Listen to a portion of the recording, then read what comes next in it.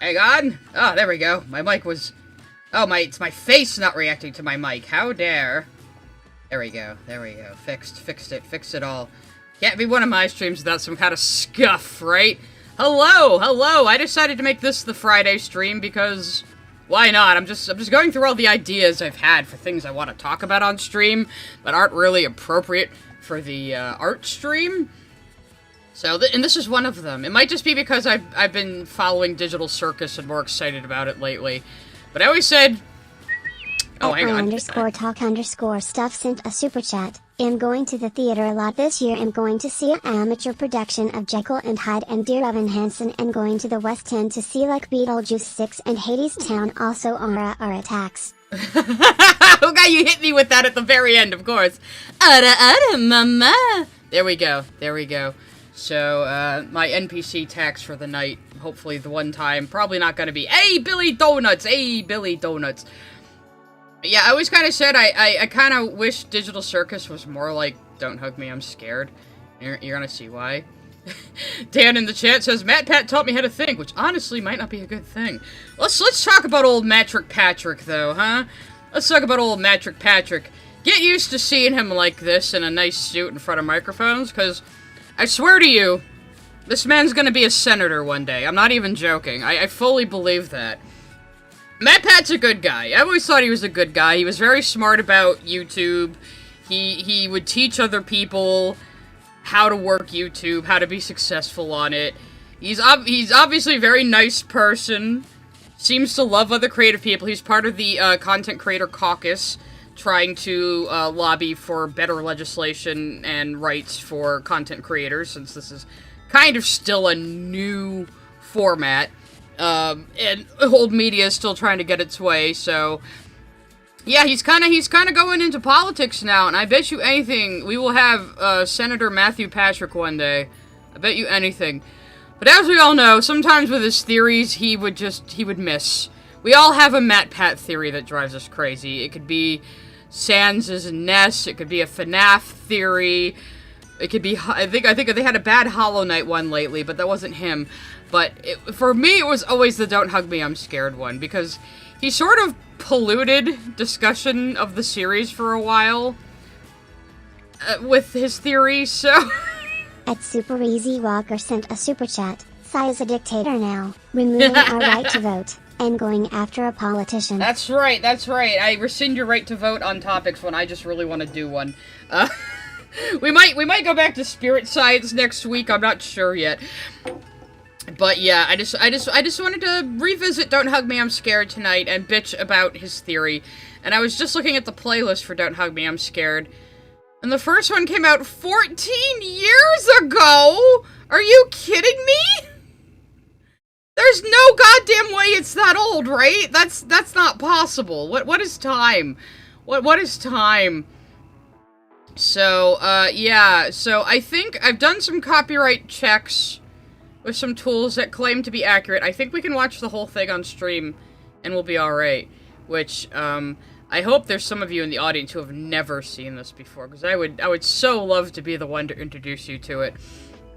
We might watch the first episode before I explain where this show came from. I don't quite remember when I got into it. It was definitely before the final one released, though. It was definitely for... Yes! You sent a super chat. First experience with Don't Hug Me, I'm Scared. This is wonderful. Tap. Excellent. We'll probably watch the first one before I explain the history of this group who made it and my own interpretation of it. But we'll definitely play them all. I might have hopped on before number 4 was released. I don't really know. I don't really remember. So many things happen these days. Now keep in mind, what we're going to be looking at is the original web series. There is a Channel 4 television series of Don't Hug Me, I'm Scared, and it's very good.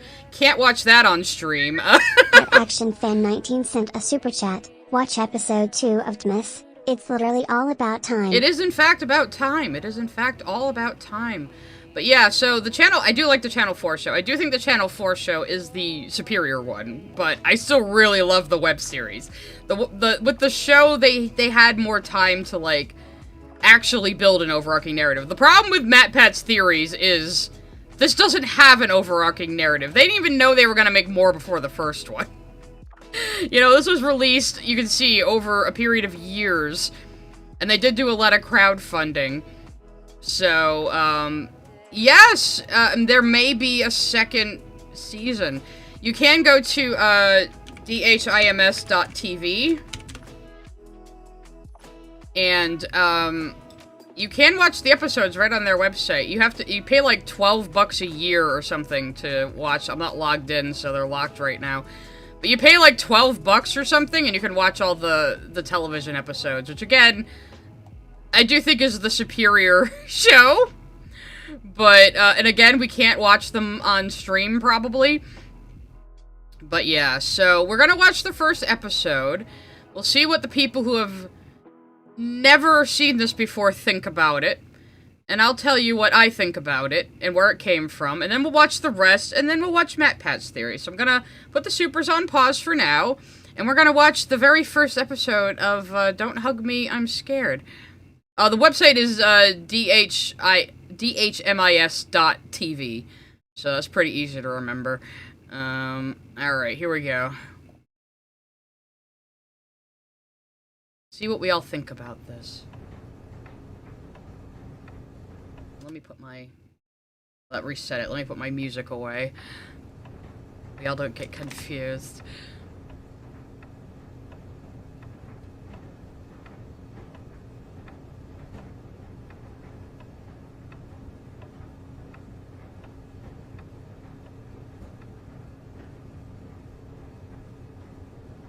Get creative. Here's our main characters. What's your favorite idea? Mine is being creative. I'm so happy. How do you get that idea? I just tried to think creatively. Now when you look at this orange, tell me please, what do you see? It's just a boring old orange. Maybe to you, but not to me. I see a silly face. Heartwarming. Walking along and smiling at me. I don't see what you mean. 'Cause you're not thinking creatively. So take a look at my hair. Cool. I use my hair to express myself. That sounds really boring. I use my hair to express myself. Now, when you stare at the clouds in the sky, don't you find it exciting? No. It is unfortunately Come on, British, take yes. another look. Oh, wait. I can see a hat. I can see a cat. I can see a man with a baseball bat. I can see a dog. I can see a frog. I can see a ladder leaning on a log. Think you're getting the hang of it now, using your minds to have a good time. I might paint a picture of a clown. Oh. Oh, there, friend, you might need to slow down. Oh.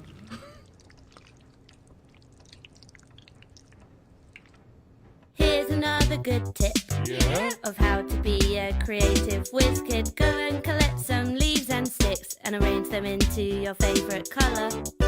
Blue. Red. Green. Green is not a creative colour. There's one more thing that you need to know before you let your creativity flow. Listen to your heart, listen to the rain, listen to the voices in your brain. Come on, guys, let's get creative. Yay!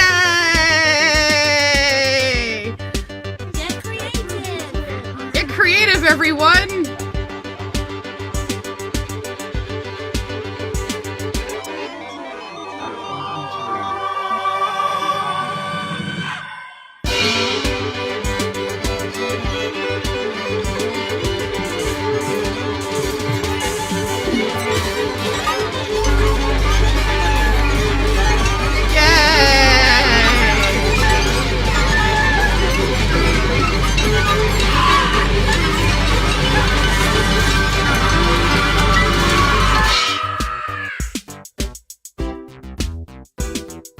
Now let's all agree to never be creative again.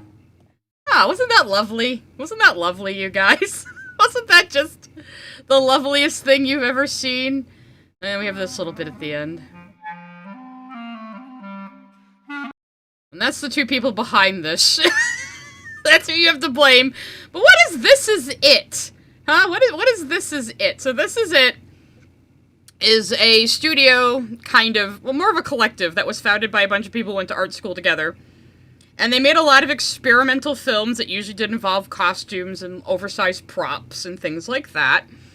But when they uploaded Don't Hug Me, I'm Scared, it took a little bit, but it ended up going viral. I think the Fine Bros had a big part to do with that. And so they renamed the entire channel and focused on Don't Hug Me, I'm Scared after that.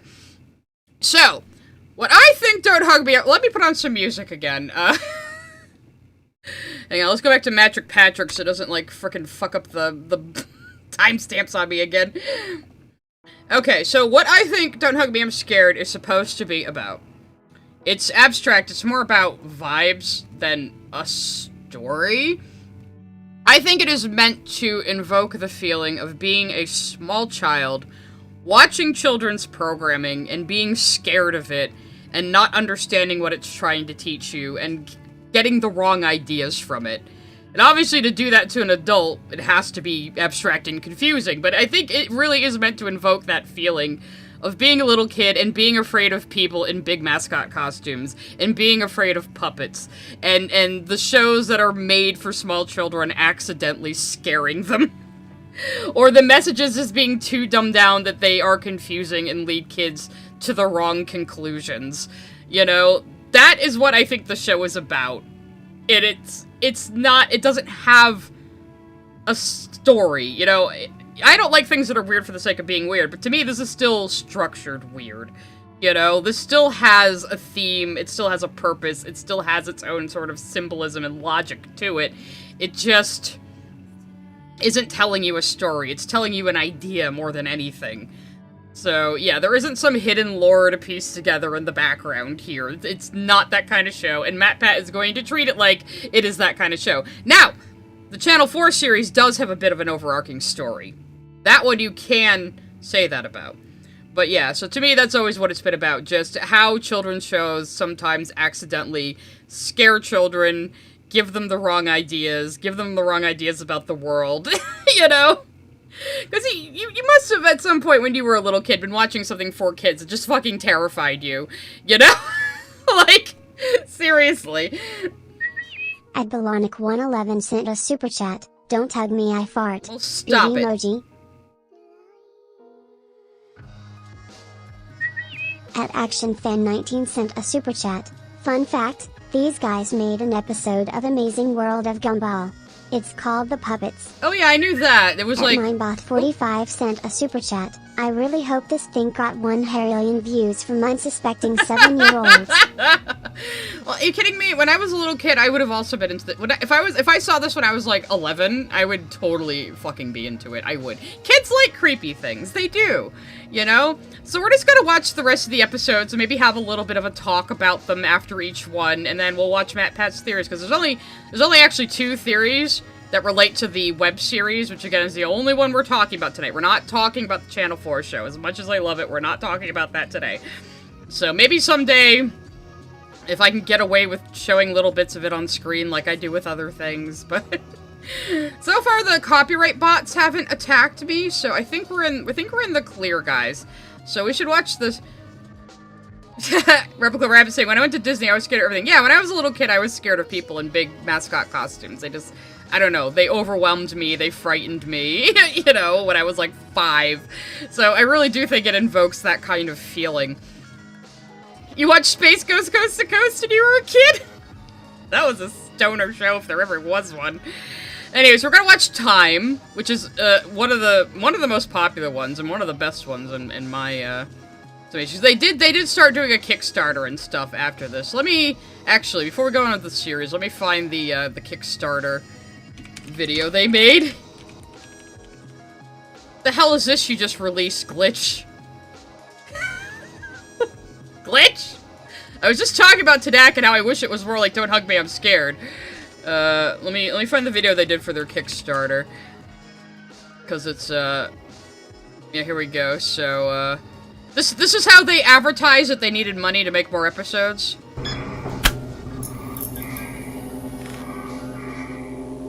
That one, let me again, get rid of the music. Huh? Where are we? This isn't our house. Oh dear, we're all tied up. Very strange indeed. Couldn't tell from the thumbnail, red guy is my favorite. I have no memory of tying myself up or falling asleep here. Why are we in my dad's house? I don't think this is your dad's house. Well, whoever lives here certainly needs to have a tidy up. It smells like rats and gasoline. Oh, hello, sir. Is this your house? Well, you could certainly do with getting the feather duster up. What have you got there, sir? A nice bit of tape from... Even in the old show, Duck would never shut the fuck up. If you're watching this, then we need your help. We need money. If we don't raise enough, we'll be killed off, and you'll never see us again. How's that? Is that okay?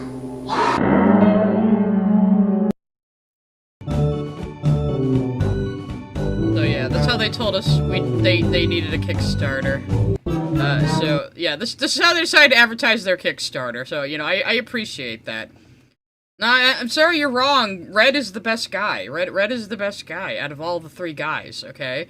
If you also notice, especially in the final show, they all speak in a very particular, detached, almost dreamlike way. Oh yeah, this is completely surrealist. The whole show is completely surrealist, which is why his theories drive me crazy. Hello, everybody, just trickling in. We're actually gonna watch all of the Don't Hug Me, I'm Scared web series before we talk about MatPat's theories. So let's go. We're gonna watch Time. It's definitely not gonna be traumatizing. Though, actually, kind of a little bit of a trigger warning for this one if you're weak to gore. Just know that. Come on, guys, stop mucking around. It's not scary. It's British We humor. only have 5 minutes until our show's on. That's not enough time. There's always time for a song. A new teacher. He became a Tumblr sexy man for some reason. The red guy's just like, who is that? Time is a tool you can put on the wall or wear it on your wrist. Really? The past is far behind us. The future doesn't exist. Oh, what's the time? It's 9:45. Time to have a bath. What do you mean? We're already clean. Scrub, scrub, scrub till the water's brown. Time is a ruler to measure the day. It doesn't go backwards, only one way. Watch it go round like a merry-go-round. Going so fast like a merry-go-round. Let's go on a journey through all time, a time that's changing all the time. It's time to go. What a good to song. time. But we don't really want to. We're going to miss our show. Don't be stupid, friends. Come on, it's time to go. Time was old, like a Victorian time. With cobbles and playing and speaking in rhyme. With cobbles and chimneys, a simpler time. This tree that is old has circles The inside. tree that is older has shriveled and died. The apple that's fresh is ripe to the core. And I'm not I'm not over time and I'm not anymore. Time can be told by the moon or the Like that sun. part. But time flies fast when you're having fun. There's a time and a place for mucking around. Like And birthdays. camping. I'm friends with my dad. Yeah, And then family. what happened after the olden days?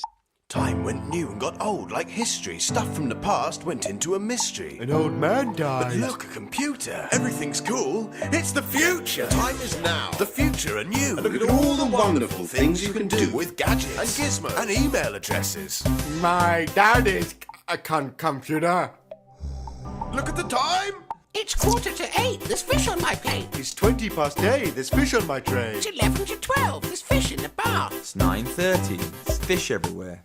Fish everywhere. Now you can see the importance of time. It helps us make pizza. It keeps things in line. When did it start? And when will it stop? Time is important, and I am a clock. If we run out of time, then where does it go? Is time even real? Does anyone know? Maybe time's just a construct of human perception, an illusion created by...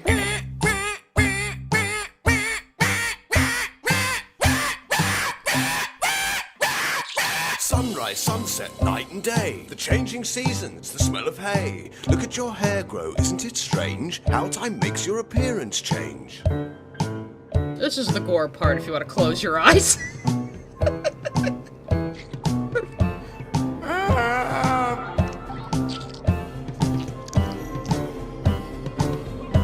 Make it stop! It's out of my hands, I'm only a clock. Don't worry, I'm sure you'll be fine. But eventually everyone runs out of time. What did we learn? Nothing. Like it says on the wall. Happy music with the maggots in the puppet fur. Hooray! Can you guys see why I like this? So that one seems to be more about how trying to pare down a very complex topic that can mean a lot of different things at once doesn't always work. And this time we see a kind of malicious and incompetent teacher. And the teacher is incompetent and angry that he's being asked questions he can't really answer. And so he just punishes the puppets for it. You know, don't trust clocks. That is what we've learned. That's what we have learned. But yeah, this goes right back into my thing about how the themes of Don't Hug Me, I'm Scared is about how trying to teach children complex topics in a child-friendly way. Okay, I should be back.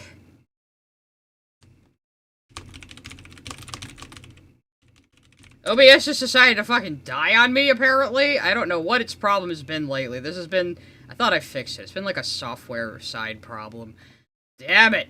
Okay, but I should be back now. We're good, we're good, we're good. Refresh, everybody refresh. Anyway, I was just saying, this is the first episode where it seems to be the theme is the teacher is incompetent.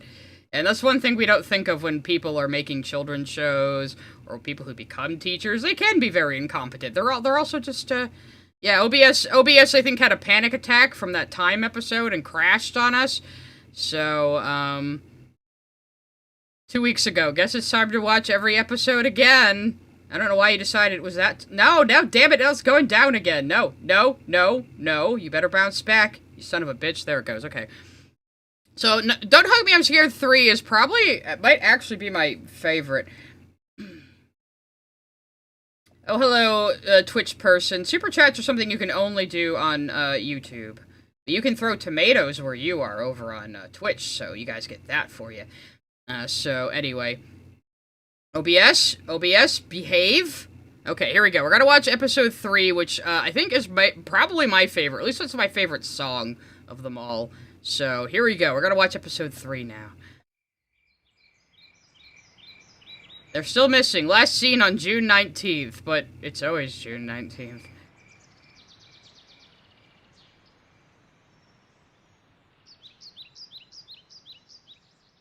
Isn't it nice to finally be outside on such a beautiful day? The best guy. Yes, and I've packed us a delicious chicken picnic. Ooh. Huh?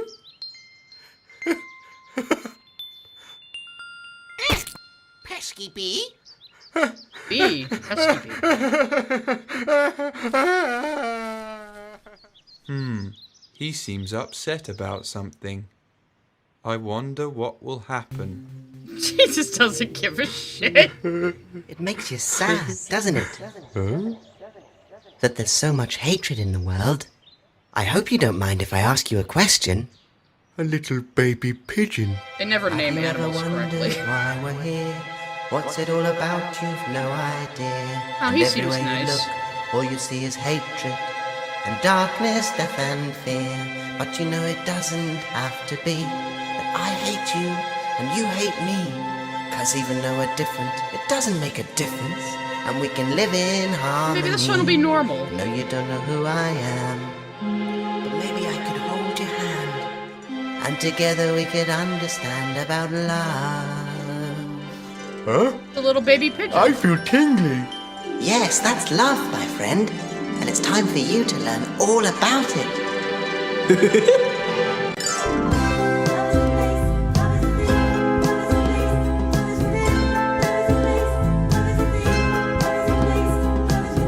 And do you ever feel like life's unfair? 'Cause everybody hates you and no one cares. But if you follow me, maybe you will see that love is everywhere. What is love? Is it in the sky? No, it's a feeling deep inside. Because I'm hungry. No, you're lonely. I can see it in your eyes. I don't understand. Don't worry, you will soon. Come and meet some of my friends. They know all about love. Come on, just Definitely over the the most complex rainbow. one they did so far. There he goes, flying through the sky. Maybe we should follow him, or we'll get left behind. Yes, but there's lots of chicken left. I'd like to eat the chicken. I'd also like to eat the chicken. Let's do that instead. Yeah.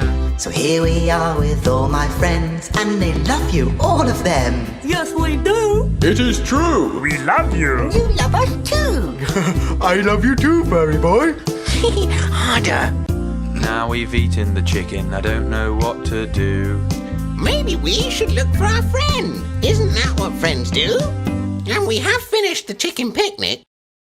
Yeah, Duck used to be auto-tuned. They cut that out in the new one. To love each other is to care, to be kind. And to share. I love my friends, so I give them a hug. I made this for you because I love you so much. I love my pet because he's They a seem crab. nice. I love this tree, and I love this stick, and I love this No, mug. that's not how it's done. You must save your love for your special one. My special one? Everyone has a special one. Even me? But I am lonely. Yes, it's true, but do not worry. You're confused, but that's okay. Let me put it another This will way. definitely not be any more This is the confusing. story of Michael, the loneliest boy in town. This is the story of Michael, the ugliest boy in town. Ugly and weak, they called him a freak, so he lived on his own underground. He lived on his own underground. He lived on his own underground. You see, everyone has a special one. Right. Even Michael. Your heart beats hard like a big love drum, calling for your special one. So be patient, because just maybe Your special one will come. He's made for her. And she's made for him. that's the way it's always been. And it's perfect. And it's pure. And it's protected with a ring. Getting a little. The way that love goes. Like a flower, it grows and grows. And it's forever. And forever. And now we all worship our king. Our king. Our king. His name is Malcolm. He is the king of love. We must feed him. We must feed him gravel. Or he becomes angry.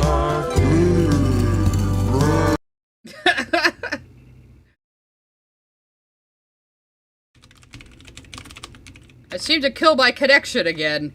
Ugh. Okay, we're back. We're back. Malcolm crashed my stream.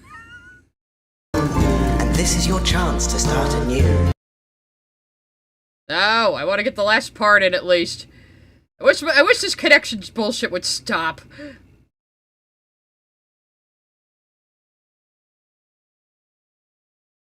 It's not copyright, but bots. It's connection, unfortunately. And this is your chance to start anew. And all we're asking you to do Is change your name. Clean your brain. forget about anything you ever knew. And your heart will How burn and sinister it gets here at the And our end. love will never go. Now wear this ring And join the king. and you will never be alone. Oh no, it was a dream though. Dream theory. He just dreamed he was suckered into a Oh, cult. there you are. We've been looking for you all afternoon. We're sorry we upset you, but look, we've brought you the last boiled egg to cheer you up. I guess it must be because we love you. For me? Father! Pesky bee. I have no idea what that ending means either. I like how we just see them burning the prop at the end too! That's one way to get rid of something you can't store.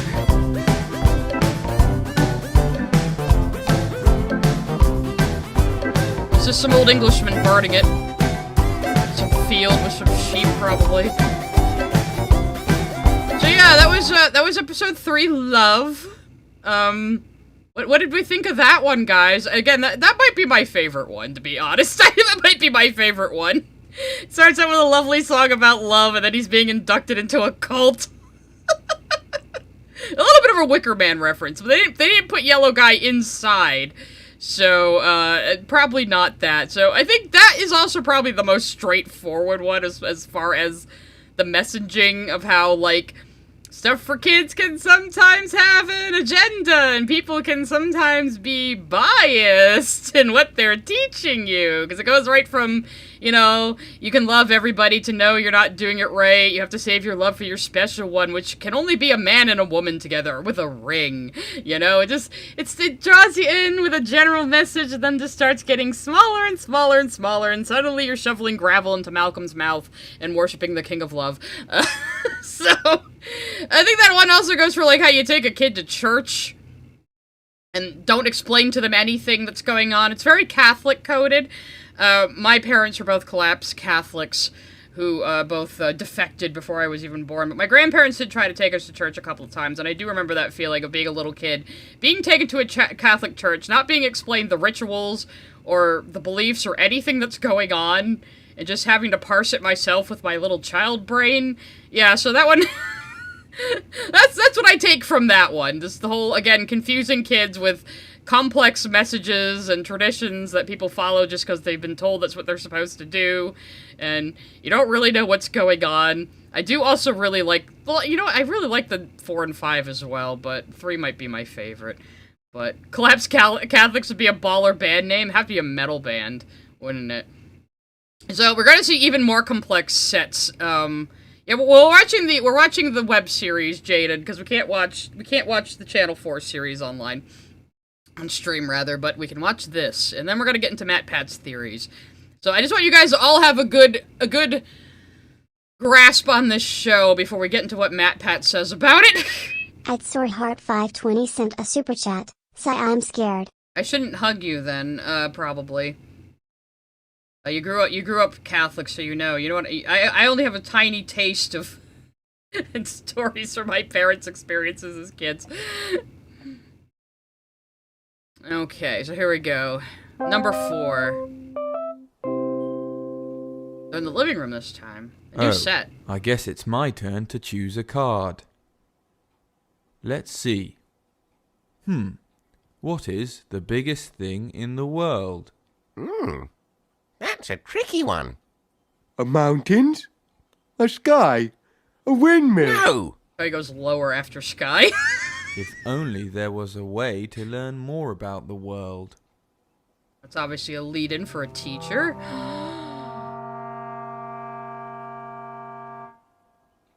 Oh. Yes, if only there was some way to learn more information about this.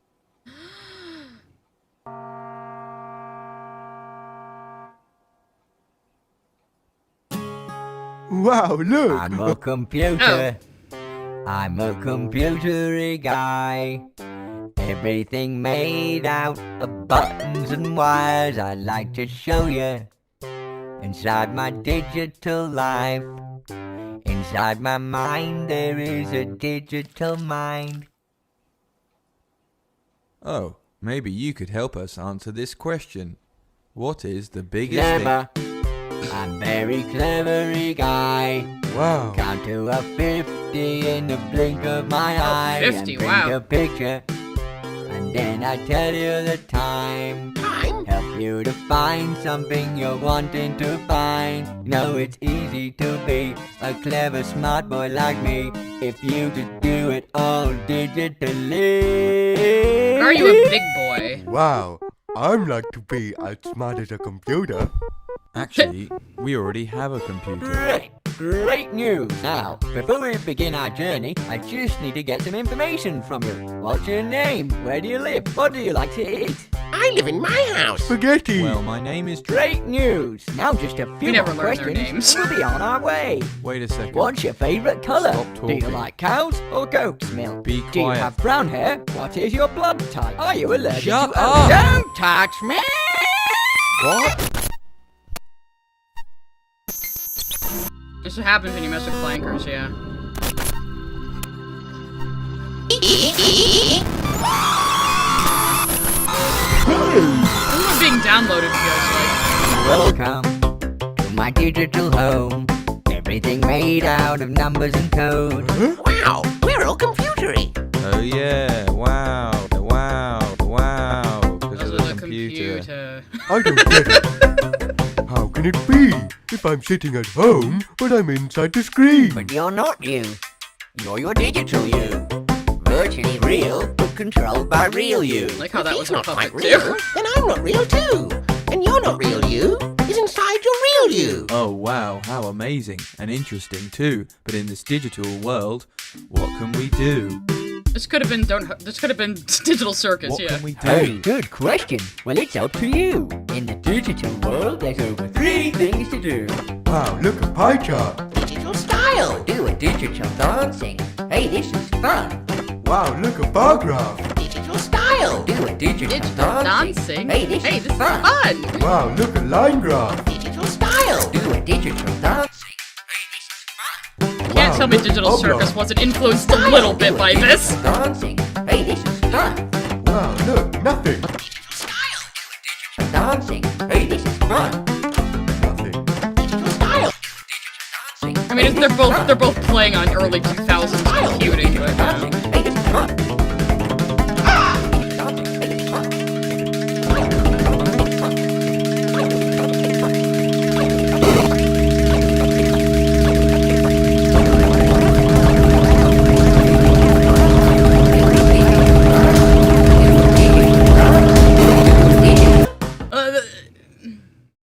I might have to restart again. Colin is trigged by wires!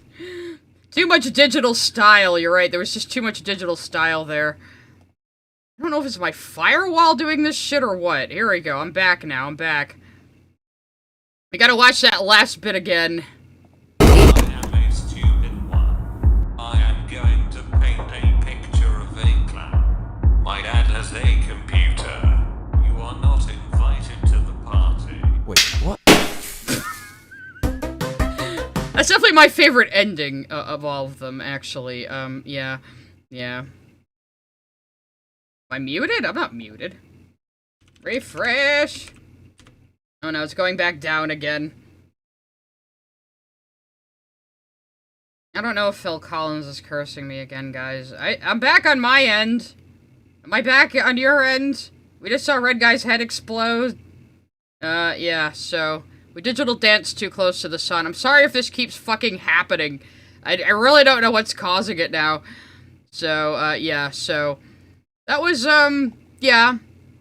I don't really know what the ending means, but I don't agree with MatPat's take on it. But, fun fact, they had to get, like, an actual handler for the real-life duck they put on the table here. which is just lovely. At DireWolf181 sent a super chat. Did you hear Iran hacked the leader of the FBI? I didn't, but what a thing to tell me on the Don't Hug Me, I'm Scared stream. At Miss Jasmine305 sent a super chat. Oh, here we go. Can I get an aura please? We're gonna have our second Right-pointing aura. finger emoji. Left pointing finger emoji. Our second aura of the stream. Mama. There we go. I do that like an NPC streamer. This is something we started a while back, but I only do it for money. Alright? So now we're gonna watch number 5, which also has an extremely catchy song. Also, warning for gore for this one, if you're sensitive to that. Somebody is saying they can't hear, other people are saying they can hear, so... what is happening? You might have, if you can't hear, try refreshing. Obviously, Miss Jasmine heard my aura. So, we should be good. Yeah, maybe Iran is hacking me now. Obviously, I'm very important. Okay, a lot of people seem good, so there we go. At Sconsan Jam sent a super chat. At uni, we had a lecture once on avatars. Argument was that they couldn't income inequality cause those who couldn't afford Balenciaga shoes or all could have them online. They cost the same as real ones. I love how that's their argument for income inequality. Well, somebody could just have a digital avatar where they look like they're wearing fancy clothes, and then no one will be unequal ever again. Except other people could afford better VR than you. At DireWolf181 sent a super chat. Think you might have more scuff than Amelie, I swear. Thank you. Honestly, no, I really don't know what it's causing at this time. I turned my firewall off again, and it seems to have recovered, so I don't know what the fuck. Maybe I need to stop using Avast. That was the conclusion I came to last time, and then I didn't do anything about it. So let's try to get through episode 5. Also a very good one. And not like the finale isn't good, but it's, you know, it's the finale. So, and it's a whole 8 minutes long, guys. I mean, they started this shit back when YouTube videos were only allowed to be like 10 minutes long. At ActionFan19 sent a super chat, or the computer guy is messing with your stuff. Yeah, it's Colin the Computer. That is canonically his name, by the way. Colin the Computer. Yes, I'm giving you like, see, you came here to watch me laugh at Lily Orchard, and now I'm scarring you with, Don't Hug Me, I'm Scared. Funny how life works out sometimes.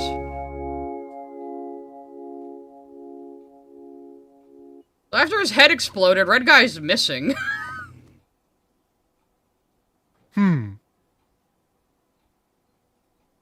Something's different. Another new set? Something's missing. Who could it be?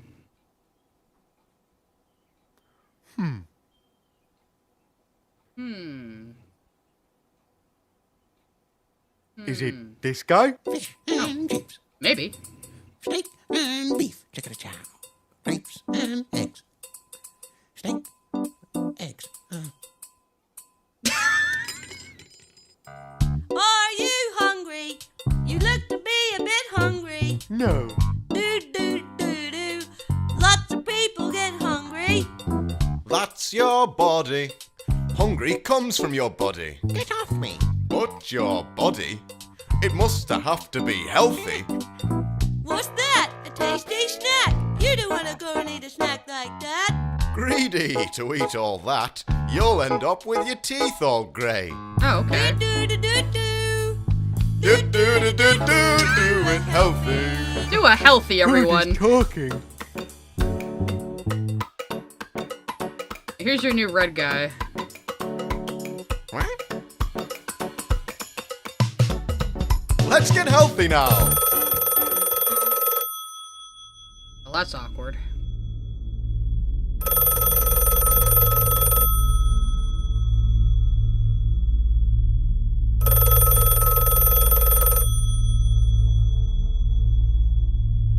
Hello?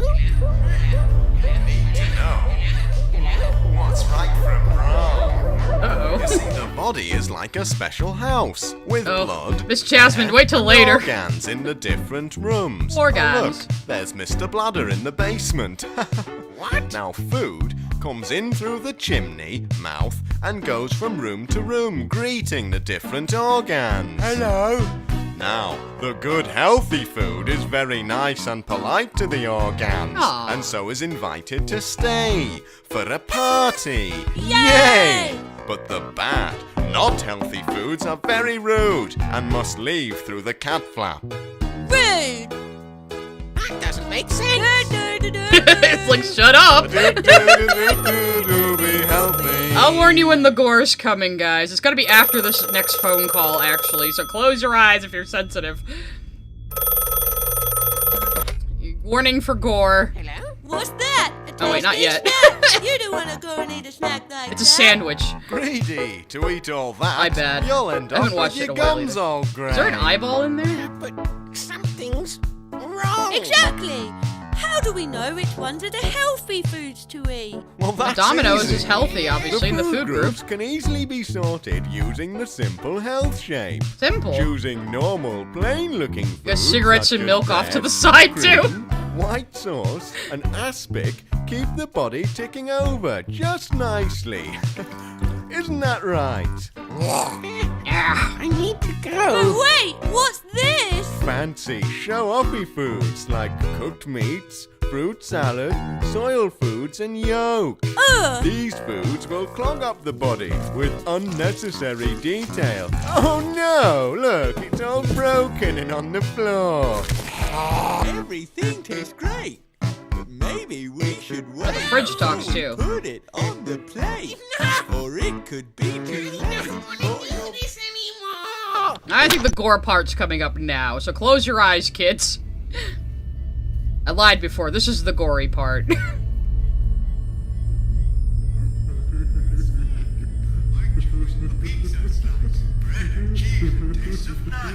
What's that? A pizza slice? But you're better off with See, plain pizza. white sauce. What's that? Plain white sauce? Plain white sauce makes your teeth go grey. Mixed Doesn't messages. matter. Just throw it away. Why not try something else on your tray? Ooh, what's that? A lovely pie? But you're gonna end up sad inside. Ugh, sad inside. You're gonna make me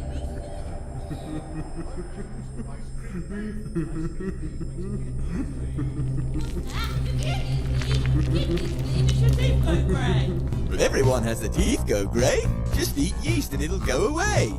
How much have you had today? Too much yeast makes your teeth go grey. How about some onion paste? Looks like one. Have a taste. That wasn't onion paste. You shouldn't eat food from a stranger's plate. A stranger's plate. A stranger's plate. A stranger's plate. A stranger's plate. A stranger's plate. A stranger's plate. A stranger's plate. Stranger's plate.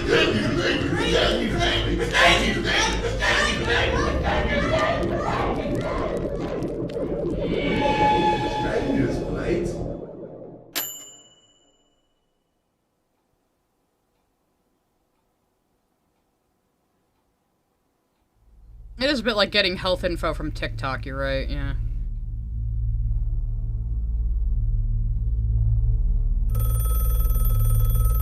They wouldn't say canned in the UK, though. They'd say sacked. Ever watch Monty Python of the Holy Grail? And it was Red Guy calling them from a classic English red phone booth the entire time. And he has clothes now. Look at that drip.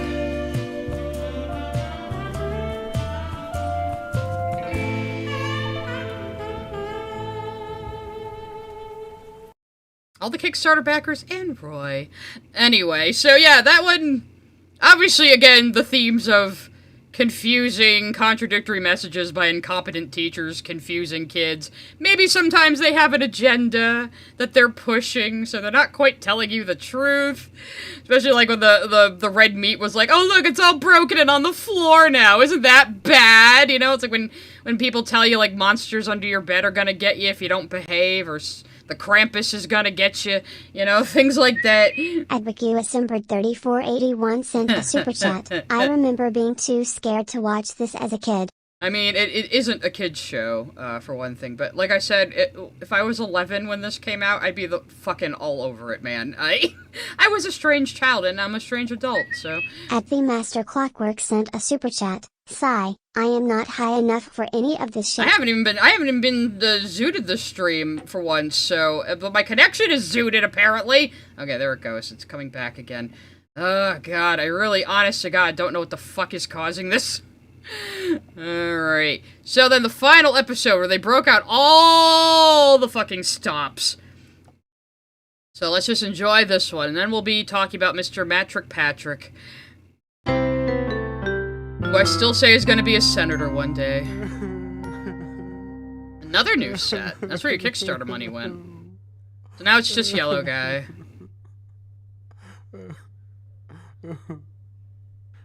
Good night, guys. Watching Don't Hug Me, I'm Scared, Puddle. Hopefully, you enjoy it. I miss you. This is the last episode of the web series, though.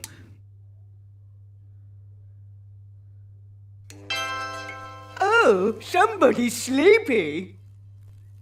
Huh? But that's silly. No. I'm trying to sleep, bitch. How can you be sleepy if you don't know how to have dreams? No, I don't want to know. I don't want to know how to have dreams. No. No. Dreams are movies that live in your head. Stop.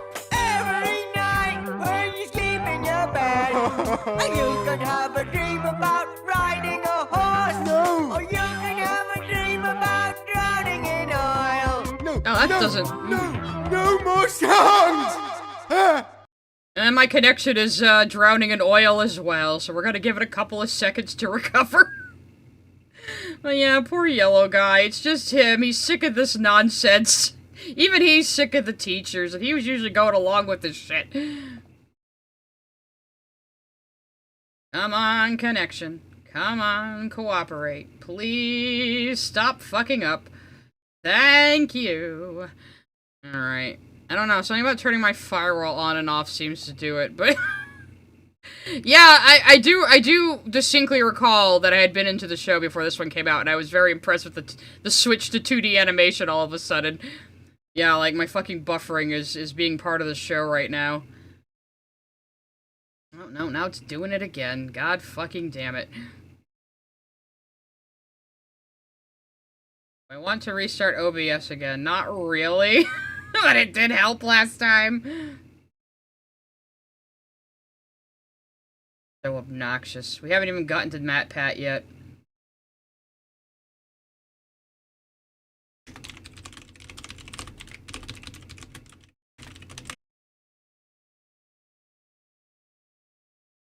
Okay, I should be back now. I should be back. Damn it! Immediately dipped!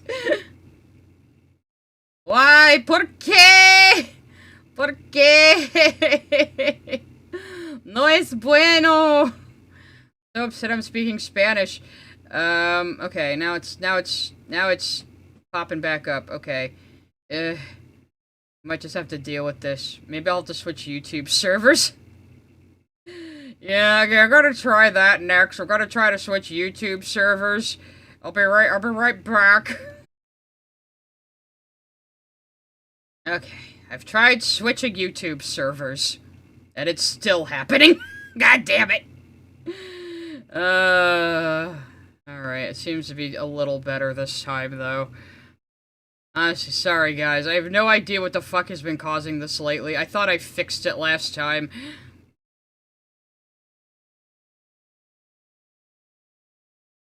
Okay, hopefully we can just continue now. It seems to be stabilizing. Let me try shutting off some of these tabs, too, that might be causing part of my problem here. Alright, we're just trying to watch the last episode before we get to the theories. Let's go! Oh, looks like somebody's having a bad dream. Almost like he's being blamed for having a bad dream. Bad dream. It's not my ISP, it's OBS. It's the problem in Space Frog, unfortunately.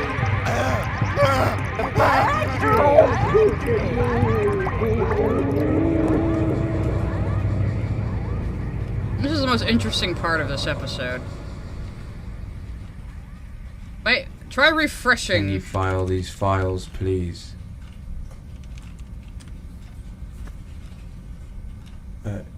Yeah. Sure. Hey, but wouldn't it be funny if, one of these files came alive? Yeah. I am a file, and you put documents in me, and, a a file. Now he looks like the crazy one. Fuck me. Silly file. A You know, it did it like a song. No. That sounds really boring.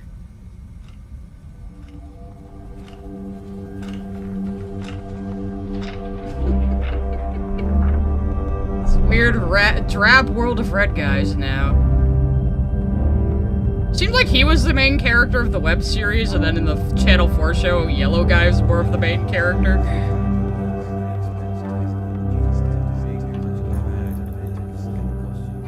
They don't have names, it's just red guy, yellow guy, and duck. In the same bucket. Bucket friend. I am the cool guy, I guess. Laid back and sad. But nowadays I hurt my leg today. And I'm scared I'm fine. I love red guy. He's my favorite guy.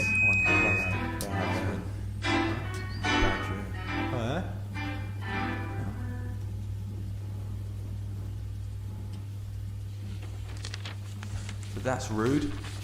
No clothes. Very British. Very British. What's your favorite idea? Mine is being creative.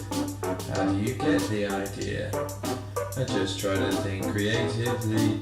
When you look at this orange, tell me please, what do you see? It's just a boring old orange. Yeah, he places friends with sock puppets. Good grief, he's naked! Walking along and oh, brother, this guy stinks!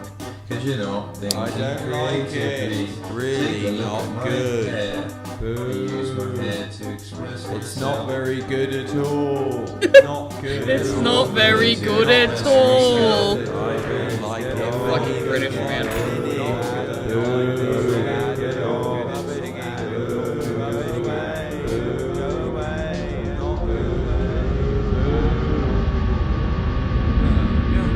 Now, friend, your voice is music to my face.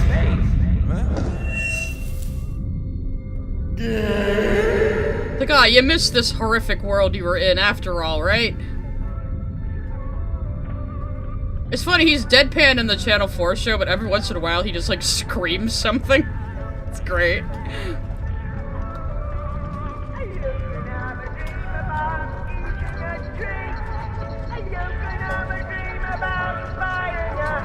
This is how Digital Circus should end.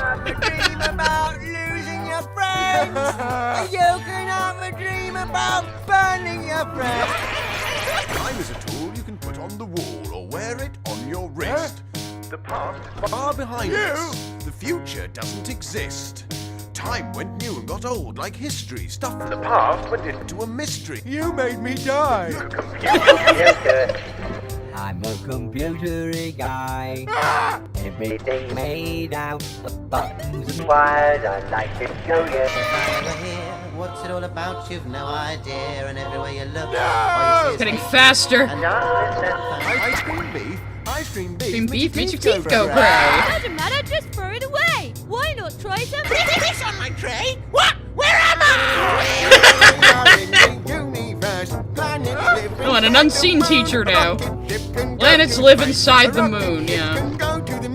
Ball! Let's play sports! Cricket ball! Red card! I'm Magnet, and I'm friends with MatPat Dragon, and it's my Forget the red card! Oh, at the bottom of the Doobop-a-doobop, I teach you how to buy a canoe!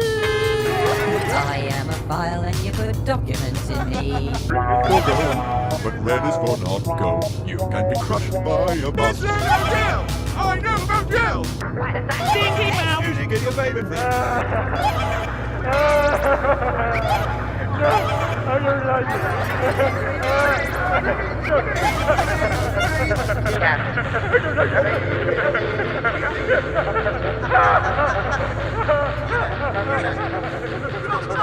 Why is it Roy at the end? I don't know. But I don't think MatPat's conclusion is a good one. Roy is kind of a shitpost among This Is It.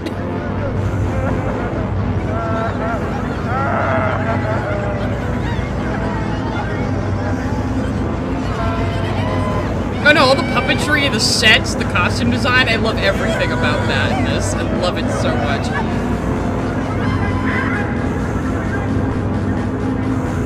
Well, name Roy has always been a meme for them, though, in their earlier stuff, too, so... I wonder what will happen. Oh! He unplugs it, and then... we see them as their favorite colors.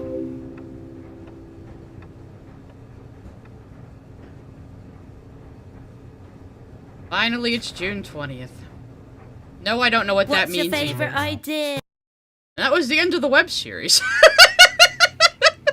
I don't think we can watch the gumball bit, because I don't want to get copyrighted.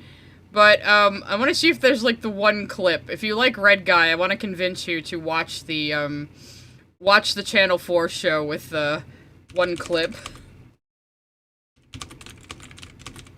Oh, wait. There we go. I knew it would come up. There we go. If nothing else will convince you to watch the Channel 4 show, this should.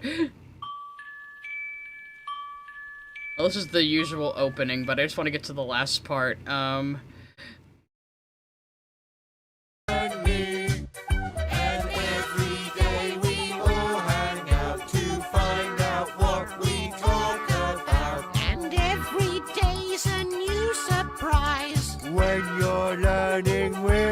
Guys, we live in an actual nightmare. It's three of us, three of us, us three. So if nothing else, that should convince you to watch the Channel 4 series. Red Guy guy's exactly the same, except sometimes he does a thing where his voice, where it's him but louder. Yeah. Wakey sent a super chat. Honestly, I think Matthew's charisma helped mask the worst qualities of the channel. Oh yeah. The new stuff without him is unwatchable. I've caught a couple, and now my connection is dying again, even though it seemed to be fixed for the moment. God fucking damn it. I watched some new game theory. It might have been on Digital Circus. It was okay. It was fine. He does have a lot of charisma. I don't hate MatPat. I like MatPat as a person. Like I keep saying, I swear to God, the man's gonna be a senator someday. But yeah, a lot of his theories were just because it seemed more like early on in his stuff. He was a lot more tongue-in-cheek. He was a lot more like knowing that he was being ridiculous and being obvious that he was being ridiculous. Because, like, I think the earliest ones of his I watched were, like, the Assassin's Creed, hay pile one, where he decided that in order for it to work, gravity just has to work differently in the Assassin's Creed universe. And the one where he decided through genetics that Luigi is Rosalina's father. That was a very funny one. It was a whole series of videos, and he was unhinged in it, but he was, like, you know, knowingly unhinged. And I'm just talking while I wait for my connection to fucking recover itself again. We were going good there for a little bit, but apparently just something hates me today. So... Come on. Come on. You're up in the yellow now. You can do it. You can do it, connection. There we go.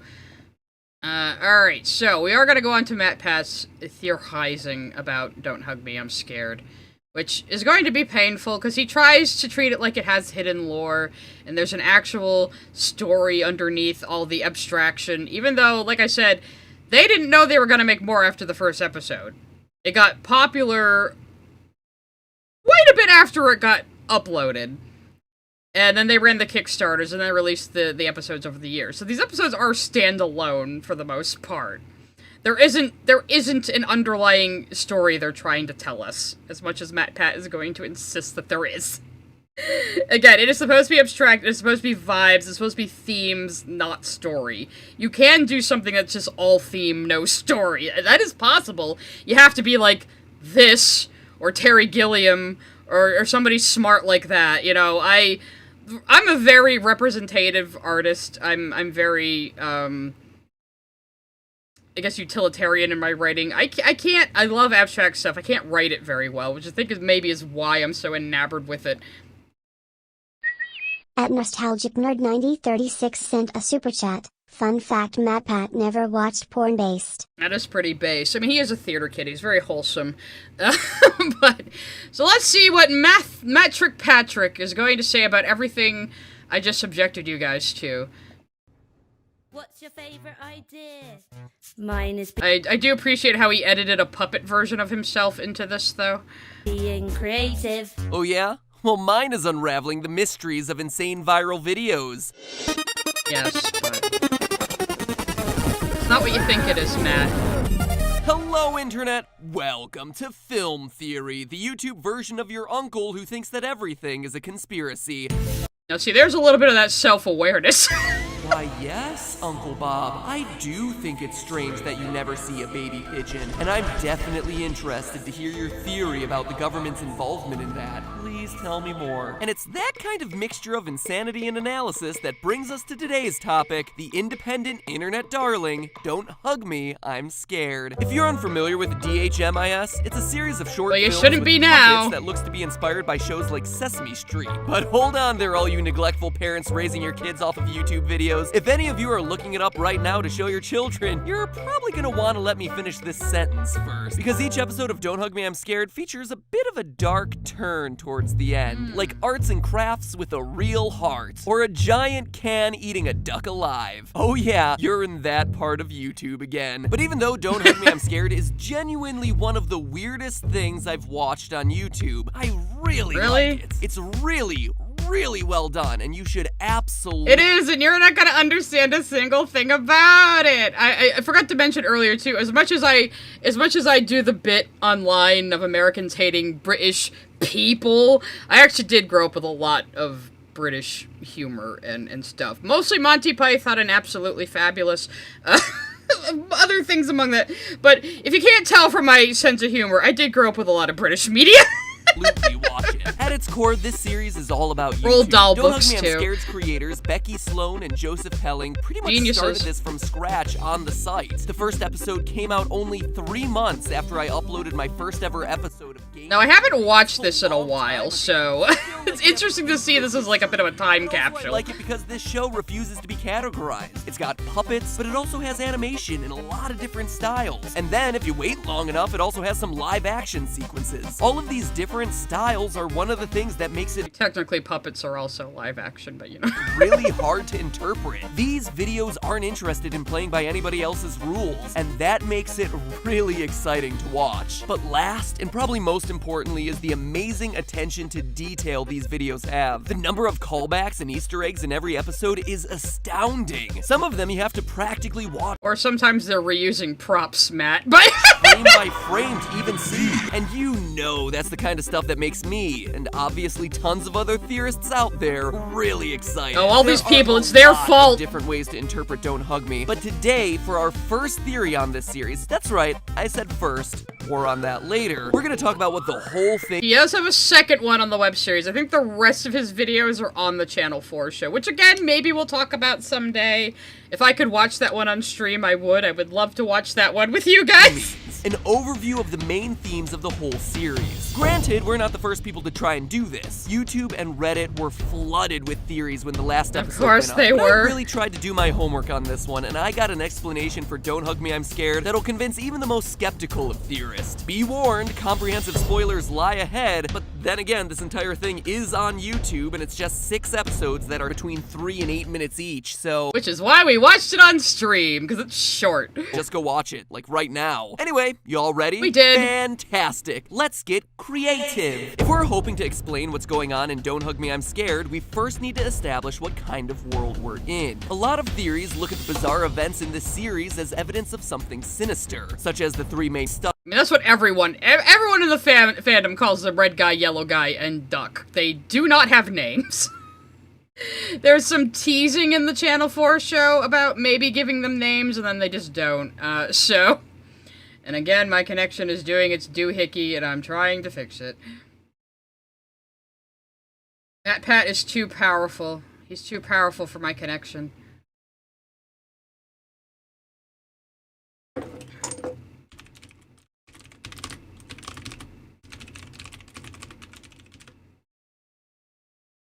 MatPat's triggering my wires this time, apparently.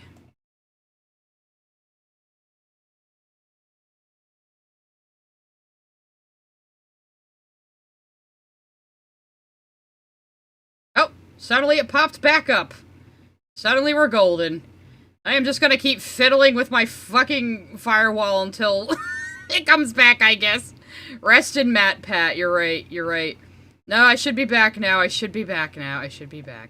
Stuck in purgatory. Sorry to anybody watching the VOD who gets tired of hearing me say, oh no, my connection is dying! Or some sort of nightmare. To that I say, Occam's razor, my friend. A better Occam's razor, a thing you don't know how to use, Matt! explanation is one that's a lot simpler. These 3 are just stars of a children's television show. Granted, it may not be a very nice children's television show, but the evidence is there. There are several instances in which we see the inner workings of a television show. We see clapboards and cameras right in episode 1 at the start of the creativity montage. Then again in episode 4 when the red guy follows the computer wire to the next room. So now that I think about that, that shot is literally breaking the fourth wall. You know? That's why they call it the fourth wall, because that's where the cameras usually are. Of a television show. We see clapboards and cameras right in So yeah, that would be the fourth wall, where the cameras are. So I mean, they break the fourth wall, and then everybody turns into, like, costumes instead of puppets. Episode 1 at the start of the creativity montage. Then again in episode 4 when the red guy follows the computer wire to the next room, and in episode 6 as the lamp explains dreaming to the yellow guy. We can also tell that most of the time, these characters are on sets. This is most obvious when Duck revolts in episode 5. Wow, these characters are on sets, you don't say, Matt. 5, saying, the perspective of the video changes, indicating that Duck has hit the camera that's filming him, and when the camera looks upward, we can see the characters aren't actually in a house with a ceiling, but in a studio with lights overhead. The other obvious tip-off is that our three main characters are basically archetypes of what you'd see on Sesame Street. The yellow guy is a human puppet, like Bert or Ernie, the duck is an animal puppet, like Snuffleupagus or Big Bird, and the red guy is some sort of humanoid monster, like a Grover or Oscar the Grouch, or those aliens that go meep meep. I don't think this is relegated to just Sesame Street. I mean, the Brits also had puppet shows. Puppet shows were like, when I was growing up in the 80s, puppet shows were like the thing for kids. Meep, all the time. Yeah, those things utterly freaked me out, by the way. And if Phenomena. this is indeed a TV show, it would explain some of the Easter eggs we keep seeing in later episodes. As Don't Hug Me, I'm Scared progresses, we start to see some of the same props appearing over and over again. At the beginning of episode 4, we can see a statue of Malcolm from the previous episode on the fireplace next to the clock. At the start of episode 5, we see the number chart the computer uses in episode 4. Okay, but MatPat, how much of this is just reusing the props they've already made? And how much of this is deliberate references? Attached to the refrigerator. He's killed by connection again. Oh no, it's back, okay. And then there are other props, like the red, blue, and yellow baseball cap that keeps showing up episode after episode. These aren't just cool Easter eggs, they're there for a reason. To decorate the Yeah, they're there to decorate. Yeah, exactly. You just said they're there to decorate the set with the things they've already made. They have to physically make all of these things, Matthew. set with props they've used before instead of having to buy entirely new props and set pieces every time. What do you mean buy them? They make these things. That's one of the fun parts about Don't Hug Me, I'm Scared. It's the handcraftedness of everything. You don't get this sort of production on TV much anymore because the time of puppets being the thing for kids is kind of like by the wayside, especially with 3D animation. So you don't see this kind of craftsmanship anymore. It's kind of a lost art, which is another reason why I really like Don't Hug Me, I'm Scared. It is bringing back like kind of a lost art of television shows. This is common not just within TV shows, but also across productions as a way to save money. There are examples of this practice all over film and TV, like the newspaper from No Country for Old Men showing up in the Texas Chainsaw Massacre. Why? Yeah, prop reuse, Matthew. You already answered the question. It's prop reuse. It's a very normal thing. Why are you acting like this is some kind of grand revelation you're having? MatPat, please. And even better, Modern Family. The armor from Starship Troopers also makes an appearance in Firefly. Or Star Trek literally reusing an entire space station in two completely separate productions. Yeah, a lot of studios keep like a lot of big props around and they turn up in other movies. That happens a lot. But this is all by the same production team. It's all their stuff that they built. Of course they're still using it. There's one other juicy bit of I know, he speaks authoritatively, he's very charismatic. Again, I don't think MatPat is a bad guy. I think he's a perfectly good entertainer. He just really frustrates me sometimes. Nearest bait in episode 6 that strongly points to the whole thing being a TV show as well. When the yellow guy is in bed looking through his scrapbook, we see a picture of the red guy, who wasn't in episode 5 except for the credits, and whose bed is empty at the start of episode 6, wearing a graduation cap. Other theorists have suggested that this means that red guy is a teenager who grew up and went out to the real world, but going off to college is also a way for a television show to explain the sudden absence of a main character. And that is not what they were getting at all here. I love how they take a random picture of him that was probably just made to fill out a photo album, and they just put him in a cap, like a graduation cap, because they thought it was funny. And they're trying to tie it together in some kind of story that isn't actually there. For instance, at the end of season... I mean, if you want to take all these pieces and invent a story, that's fine. But at least admit that's what you're doing and don't say, oh yes, this is truly what they meant all along. I mean, the thing that the creators have said, every theory is correct. They've read every theory and they're all right because it's that kind of show. It's abstract. You're supposed to interpret it. You're supposed to come up with your own takes on it and your own theories of what it means and what it makes you feel. It's more about what it makes you feel than having an actual an actual story, you know? I'll probably take supers between videos. We'll let it roll, because I'm worried about my connection now. In 4 of Blue's Clues, the original host Steve announces that he's leaving Blue to go off to college. Why does she When kind in of look like actuality, you? that was just the show transitioning to a new host, letting Steve go and do whatever weird artsy films that he's working on now. And no, Internet, he did not go off and die of a heroin overdose. He just did a TV show like 3 years ago. Fact check, Internet. Man. That's another thing, but MatPat, a problem I have with him, he bloats his videos with, like, unrelated nonsense he wanted to talk about and couldn't put anywhere else. You guys are dark. Then again, we are talking about a series of videos where one of the puppets dies in a vat of oil and another gets his intestines ripped out. So, yeah. Internet is a dark, dark place. All right, great. So Don't Hug Me, I'm Scared is a kid's I've TV seen worse show. on the awesome. internet. But what does it mean? What the heck are the makers of the show trying to say? Well, They're the just first British, part of Matt. this is fairly obvious. Television messages that are delivered to children are corrupting them as much as they're helping them. Those episodes Corrupting them. See, this is he was so close. He was so fucking close to getting the point. This isn't, oh, TV bad, it's rotting kids' minds today. It's just meant to invoke the feeling of being 5 years old and being scared of the puppets on TV. And having a show that's supposed to be teaching you things just confuse you and scare you instead. That's all it's doing. It's not saying, oh, TV is corrupting their minds. Oh, this TikTok generation, shake my fist at Cloud. Actually, we're going to take a super chat break, because that took me out a little bit. At ActionFan19 sent a super chat. Like I said on Wednesday, his theory on the has-been hotel pilot drove me mad. How bad is it, you may ask? He called IMP the Immediate Murder Patrol. It's immediate murder professionals.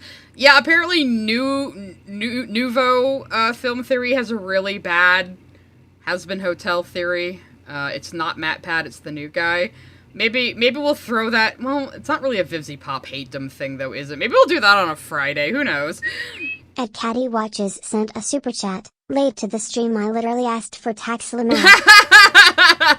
Yeah, sorry, I decided this week was the week I'm doing it, but we're on the theories now. 1226 sent a super chat. Straight tax. That's right, that's right. That goes back to my Casey Anthony stream. I said because Casey Anthony, who murdered her daughter, is now trying to, and got away with it, is now trying to be an LGBT advocate. She's straight. And I said all straight people owe me taxes until she stops it. And that's how the tax joke started. At Crossover Productions 2395 sent a super chat. I think the show is really up for interpretation, and the creators of DHMIS themselves say that all theories are true, so I don't see any harm in it. Yeah, seriously, but the problem is, MatPat really, like, this became, like, the definitive theory of Don't Hug Me, I'm Scared for the longest time, and that just kind of drives me crazy. Because, like, it just, his theory on it just dominated how people talk about it, and it's really not what the show is about. You know, that's the problem. You know, yeah, every interpretation is right, but him trying to cram it into a cohesive narrative really kind of damaged the discussion about it online for a while. And it just personally annoys me. That's why, I mean, obviously the title is a bit of an exaggeration, saying this is the one I could never forgive him for. It just kind of personally annoys me, and only me, probably. And I'm ranting about it because it's my Friday stream, and this is what we do on Friday. I just wanted to start a Friday stream to talk about whatever, and this is what we're doing. So, At yes. the December 3481 sent a super chat. If you like crackpot bonkers theories, I'd recommend The Theorizer. No, I've watched him, and the Theorizer is kind of like how MatPat used to be, where he is quite obviously being ridiculous. Like, his whole performance style is him being extremely over the top, like he's smoking and standing in front of, like, a bunch of papers with red string, like, guys, I totally cracked the case this time. You know, like, he knows he's being over the top and crazy and out there on purpose, and it's very funny. At Val2266 sent a super chat. First super chat / straight tax. Hey, thank you for your super chat. Thank you for paying your straight taxes. I felt the need to explain that just now. 36 sent a super chat. Lost Galaxy also used the Starship Troopers suits. Interesting, interesting. Yeah, they keep a lot of props around in Hollywood, so people can just rent them out and use them for their movie. I mean, there's all, like, websites pointing that stuff. He's just doing a fun facts, but it has nothing to do with the actual topic. The Sesame Street? Oh yeah, leading your kids down a dark path of brainwashing destruction. Not about brainwashing, Patrick. It's not about brainwashing. Looking at you, Big Bird. At least according to DHMIS. You don't think so? Just look at each episode. The pattern here is pretty clear. Each one has a theme you'd expect to see on a show like Sesame Street. Creativity, how time works, love, technology and computers, healthy eating, and dreams. But in every instance, that message gets corrupted. And not just by decaying flesh or catching your dad watching porn or a human heart covered in glitter. Let's take it episode by episode. Probably Episode 1 is all about the virtues of creativity, except it portrays certain types of creativity as being right and wrong, claiming that green isn't a creative color and that the yellow guy's picture of a clown deserves to be destroyed because it's somehow creative in the wrong way. Episode 2 tries to explain the concept of time, but that explanation is overly simplistic and teaches that time is important, even though kids still can't understand it from the way it's being taught. The clock answers questions about time like, but when did it start? And when will it stop? With weird evasive answers like, time is important and I am a clock. Then, when the duck finally tries to explain time scientifically, the clock yells until Yellow Guy's ears literally start to bleed. In episode 3, the Yellow Guy learns about love from a butterfly. Pesky bee? Or bee. A little baby pigeon. Or little baby pigeon. The pigeon. Or whatever. And teaches him about I was just an ocelot. But then later learns that love is only okay when it's followed in a certain way, particularly as it applies to religion. Episode 4 is all about computers and how they can teach us a lot about the world, but at the end simply conclude that in the digital world, people end up doing frivolous things like fashion and shopping and mindless... The computer episode is the one I would say has the least message to it, to be honest.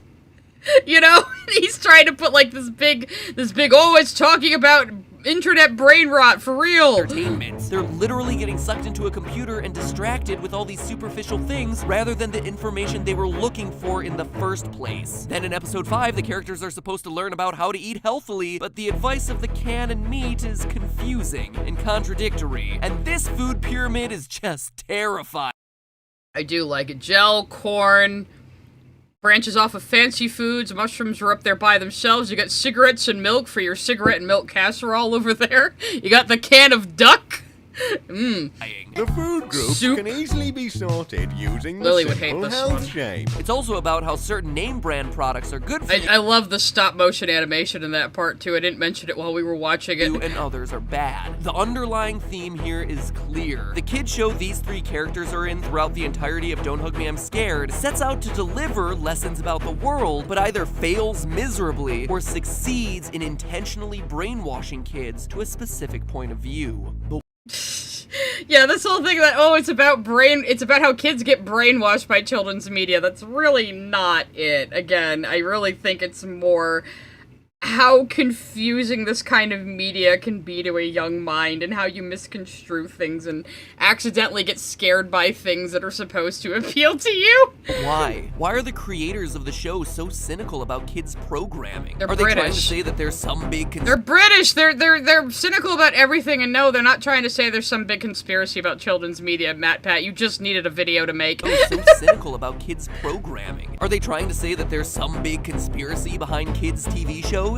Well, no. Yeah, actually, definitely That sounds seems that really way. Dig a little boring. bit deeper, and there's evidence that the show's creators are railing against not just kids' TV, but the makers of kids' TV and what their goals really are. Not No. educating kids, but in making money. Throughout the series, You know, Matt, you're kind of like one of the educators from this show, where you're just kind of like, you're kind of coming from a really biased and weird place, but your motivation is more like you just needed to make a movie on this show because a bunch of people asked you to, and you're not very competent at teaching, and you're just kind of sending us the wrong message. You know, you could be a teacher and Don't Hug Me, I'm Scared, MatPat.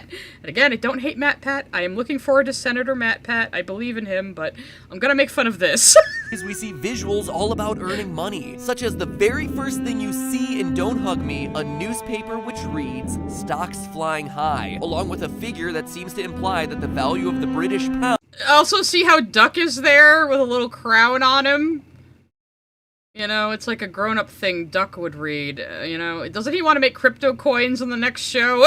Flying high, along with a figure that seems to imply that the value of the British pound is increasing. We also have subtler clues, like a board game in the background of episode 4 that's titled Money Win. But the most... Matt, please. It's obviously just there to be funny.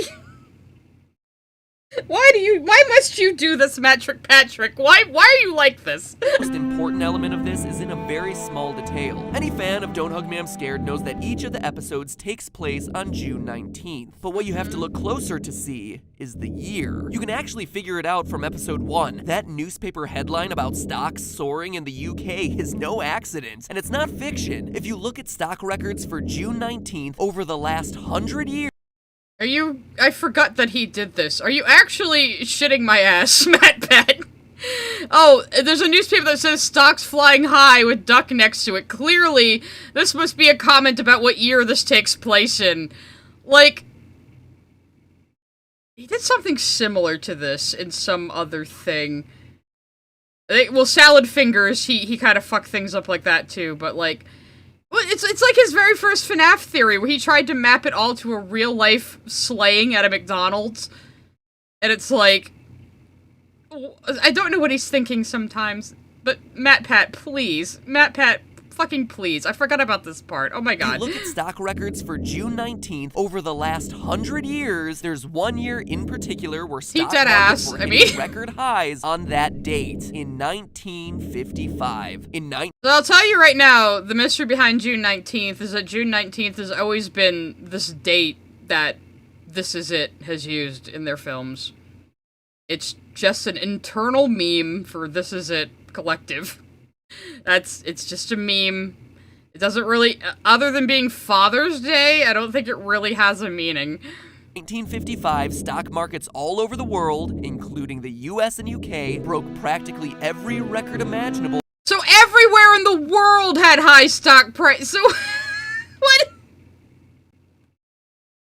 So why are you saying, oh, this definitely shows the date for real, because stock prices were rising in the UK like they were in the rest of the world and every other country. When the markets opened. And if this was good evidence in episode 1, in episode 2... It isn't good evidence! Proof. When the clock mentions that the past is far behind us, we see a picture of all three main characters with the date underneath that reads 1906-55. Yeah, but, like, okay, so... I think he worked backwards from this. I bet you anything he worked backwards from this. He's like, oh, I discovered the date by the stock prices, but also it says it on a picture frame in the show. Okay, MatPat, you worked backwards from this, didn't you? 1906 part obviously stands for June 19th, since the Brits put their date before the month, with the 55 those barbarians confirming our year. But why? Why not? That's the year of the picture, though. When you have a year on a frame like that, it's usually commemorating something on that date. So why would the current date be on a picture commemorating the past when he's talking about the past is far behind us? It says 55 because he's saying the past is far behind us on this line, Patrick. It's just a joke. This is a joke. It means it's not 1955 because this was the past! Why? Why 1955? Well, 1955 was actually a huge deal in British television history. So here he just goes into his completely, like, schizophrenic attempt at a theory. He really had to, like, scrape the bottom of the barrel to find some hidden lore here, because this show doesn't have hidden lore. It just is what it is on the surface, and you're supposed to interpret it. Prior to 1954, the British Broadcasting Corporation, or BBC, I remember this held a monopoly on British television. But it was 1954 that the UK... Boy, you got a license for that TV. ...passed what became known as the Television Act, in an effort to bring an end to that BBC monopoly. This act led to the establishment of the first alternative network called ITV, for independent TV, in 1954. While the BBC is sponsored by the British government, ITV is independent. He's not even talking about the show anymore. Like how little did he actually talk about the actual show in this 15-minute video? He is padding this out hard. I mean, come on! And therefore has to make its money through advertising. Now, in interpreting this series, other YouTube channels, most notably YouTube... Yeah, we have gone from understating jokes to trying to dig at something that isn't there. This is something we find a lot of people do these days, only it's usually people shitting on something, where they'll take a joke as, like, deathly serious, and try to dig out some hidden sinister meaning in it. I guess maybe MatPat is partially to blame for people approaching shows this way. Explained have covered this topic, but they've said in the context of Don't Hug Me... He doesn't have a point, that's why you're not following it. I see it the opposite way, and I'm pretty sure the creators of Don't Hug Me, I'm Scared would agree, and here's why. No, they wouldn't, you're an idiot. MatPat, why? Of all the things you could talk about this show, you just had to, like... I mean, yeah, it's creative for a theory, and he'll end it with, that's just a theory. I guess Pink King maybe was inspired by him, where he just fluffs out the video with a whole bunch of nothing. Why? This was the first time that advertising appeared in British television, marking an inflection point at which television went from a medium to communicate and entertain to a medium to make a profit, thereby...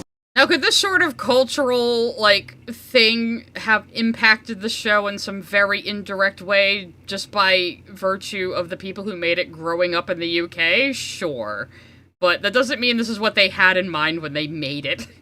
Giving executives and advertisers as much and oftentimes more power than the creators. And Britain was especially sensitive to TV advertising. I mean, in the US, we were already used to interrupting TV programs with ads, or not even interrupting them at all. In the US, it was actually standard practice at the time to bleed those regular shows into an ad. So 1 minute you'd be watching the Flintstones. He's talking about fucking American TV now, of course. You can't even stick to the UK. He has to talk about American things again. And then all of a sudden they'd be selling you cigarettes. No joke. Or watching a game show and then being sold dishwasher detergent in the middle. One piece of evidence that was used against ads was that in the US, the coverage of Queen Elizabeth's coronation was interrupted by a commercial with a dancing monkey named J. Fred Muggs. The USA! USA! USA!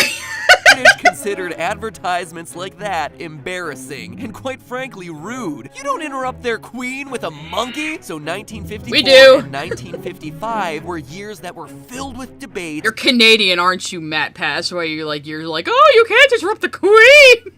No, I'm kidding. About when and how to allow ads onto TV. And if the behavior of Becky and Joe, Don't Hug Me, I'm Scared's creators, is any indication, the issue of ads influencing TV is a big concern of theirs. According to Joe is also the physical actor for the red guy. He might be the voice too, but he wears the costume, I know. But he's definitely the voice, actually, I think. The newspaper The Guardian, Becky and Joe received offers from more mainstream sources to make episodes of Don't Hug Me, but turned them all down and funded the project themselves through Kickstarter. Joe Pelling was quoted. Yeah, so now he's gonna say because they funded it through Kickstarter, the entire thesis of the show is going independent and not going with official funding. And then they did an officially funded show on Channel 4 years later. So, yeah. It is saying we wanted to keep it fairly odd and have the freedom to keep doing exactly what we wanted. The implication here is clear. If Don't Hug Me, I'm Scared were made for television, it would have had to have been approved by other people. Well, I'll tell you one thing, the Channel 4 show is still fairly odd. I'll give it that. Whose interests would have been for profit or popularity, not about the message of the show. And when you look at these 6 episodes, it's pretty clear that the messages for a positive, good, inspirational, entertaining kids show are there, but they've been perverted by the influence of an outside force. Don't Hug Me, I'm Scared. He's not Canadian. I'm kidding. What do you mean an outside force? I mean, it's baked into the episodes that they all go wrong. They just all go wrong by the end. It's ultimately a parable for the loss of control that artists trade off when they work on bigger screens. Their messages are manipulated and their morals are poisoned by others with ulterior motives. And with So because of all this, people said, oh, all of Don't Hug Me, I'm Scared is railing against, like, corporations and advertising and is in support of creatives going off and doing their own thing or to get ruined and kids will get brainwashed, and I just really don't think that's the angle they were coming at it from when they made this. I really don't think it is. And again, yes, fine, piece together your little theory on these puzzle pieces that you are forcing together with hot glue and, like, cutting off pieces with scissors to make them fit into place. That's fine, but it's just, he had so much influence on how people talked about this fucking show for so long. And it just annoys me. That's really the only reason we're talking about this. It just annoys me personally. I really like Don't Hug Me, I'm Scared. And I've been thinking about it lately, because I'm always like, man, I wish Digital Circus was just a little bit more like Don't Hug Me, I'm Scared. That, I'm gonna have to leave you hanging. I know, I'm sorry. I recognize that we're just starting to scratch the— I know, I padded out this video to 15 minutes when I really only talked about the show for like 4 minutes. But I have a part 2, because I'm a businessman at the end of the day. And you know what? I can't hate him for the hustle, man. I cannot hate him for the hustle.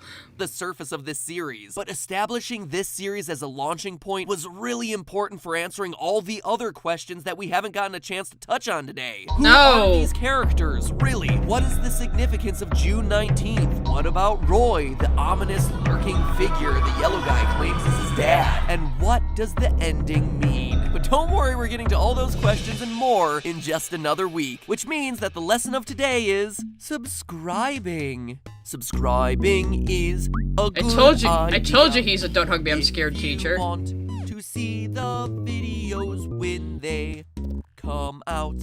So yeah, the whole thing was just he wants you to subscribe. That was his ulterior motive the whole time as a teacher. That's a cute image of him and his wife. Of course, he's Luigi. So yeah, do you see now why I'm a little annoyed that MatPat kind of shaped the discussion around this show for a while? At DinoNuggy22 sent a super chat. Woke up from a nap. Can I get the cliff notes on why you are mad?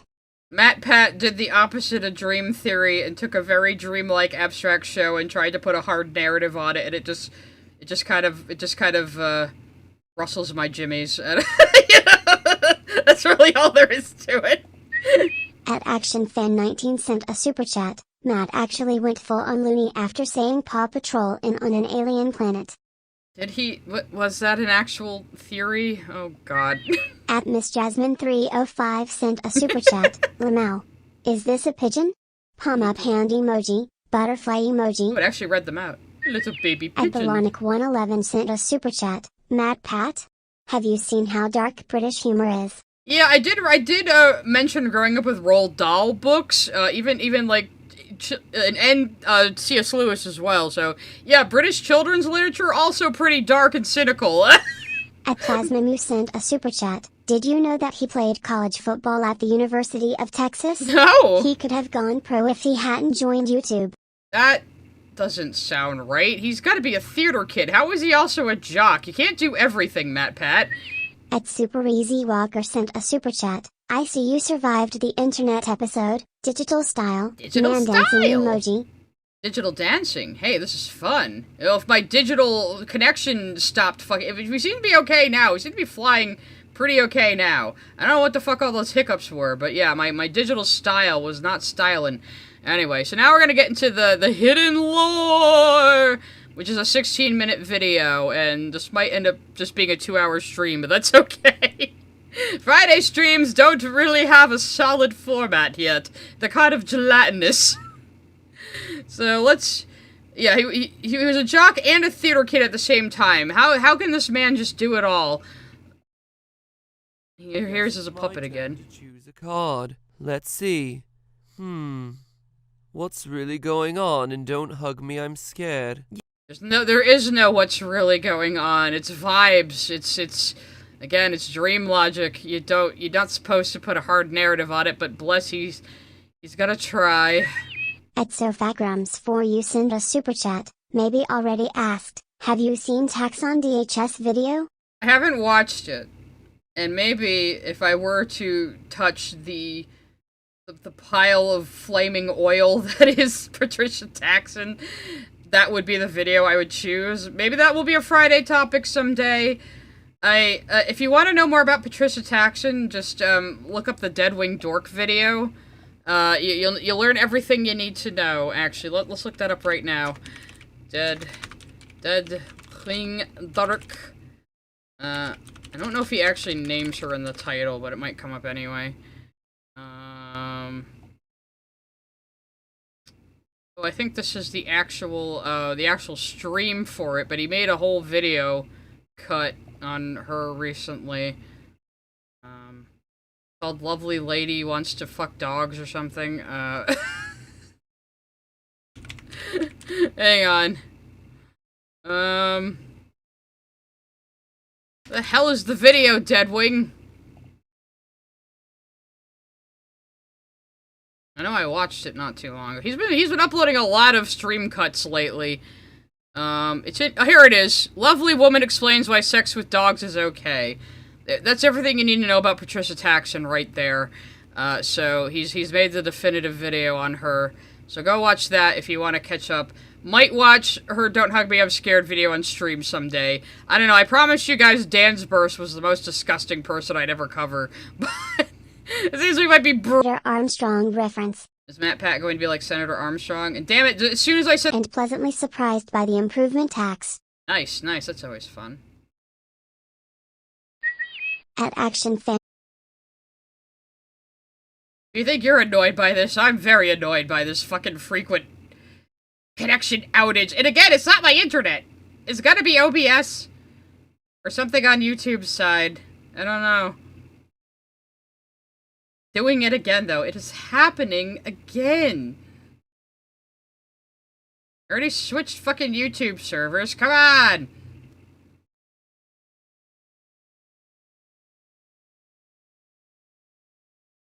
No, okay. It seems to be doing alright now. Let's just try to get through this video, I guess. I think the last super chat got cut off, so I'm going to replay it. Go home stream, you're drunk. At ActionFan19 sent a super chat. It's just vibes, like Nightmare Before Christmas. Nightmare Before Christmas has a story. It does. Have you only ever seen it in TikTok compilations or something? Alright. Why must I be tortured like this? Why do you people torment me? Anyway, I think that was the last, yeah, have I tried smacking OBS, teaching it better? You're gonna work, damn it! Alright, so, maybe I had too many tabs open and it crashed. I gotta put away Deadwing. Okay, let's try to get through this video then. Hopefully it doesn't fuck with me again. Yes, if only there was some way to learn more information about this. I'm a computer. I'm a computer regard. I appreciate how it has his hair on the corner there. I got some theories in line that just might blow your mind. Nah, I don't think they're gonna blow my mind, but they're definitely gonna give me an aneurysm. Is that the old opening? I missed the old opening.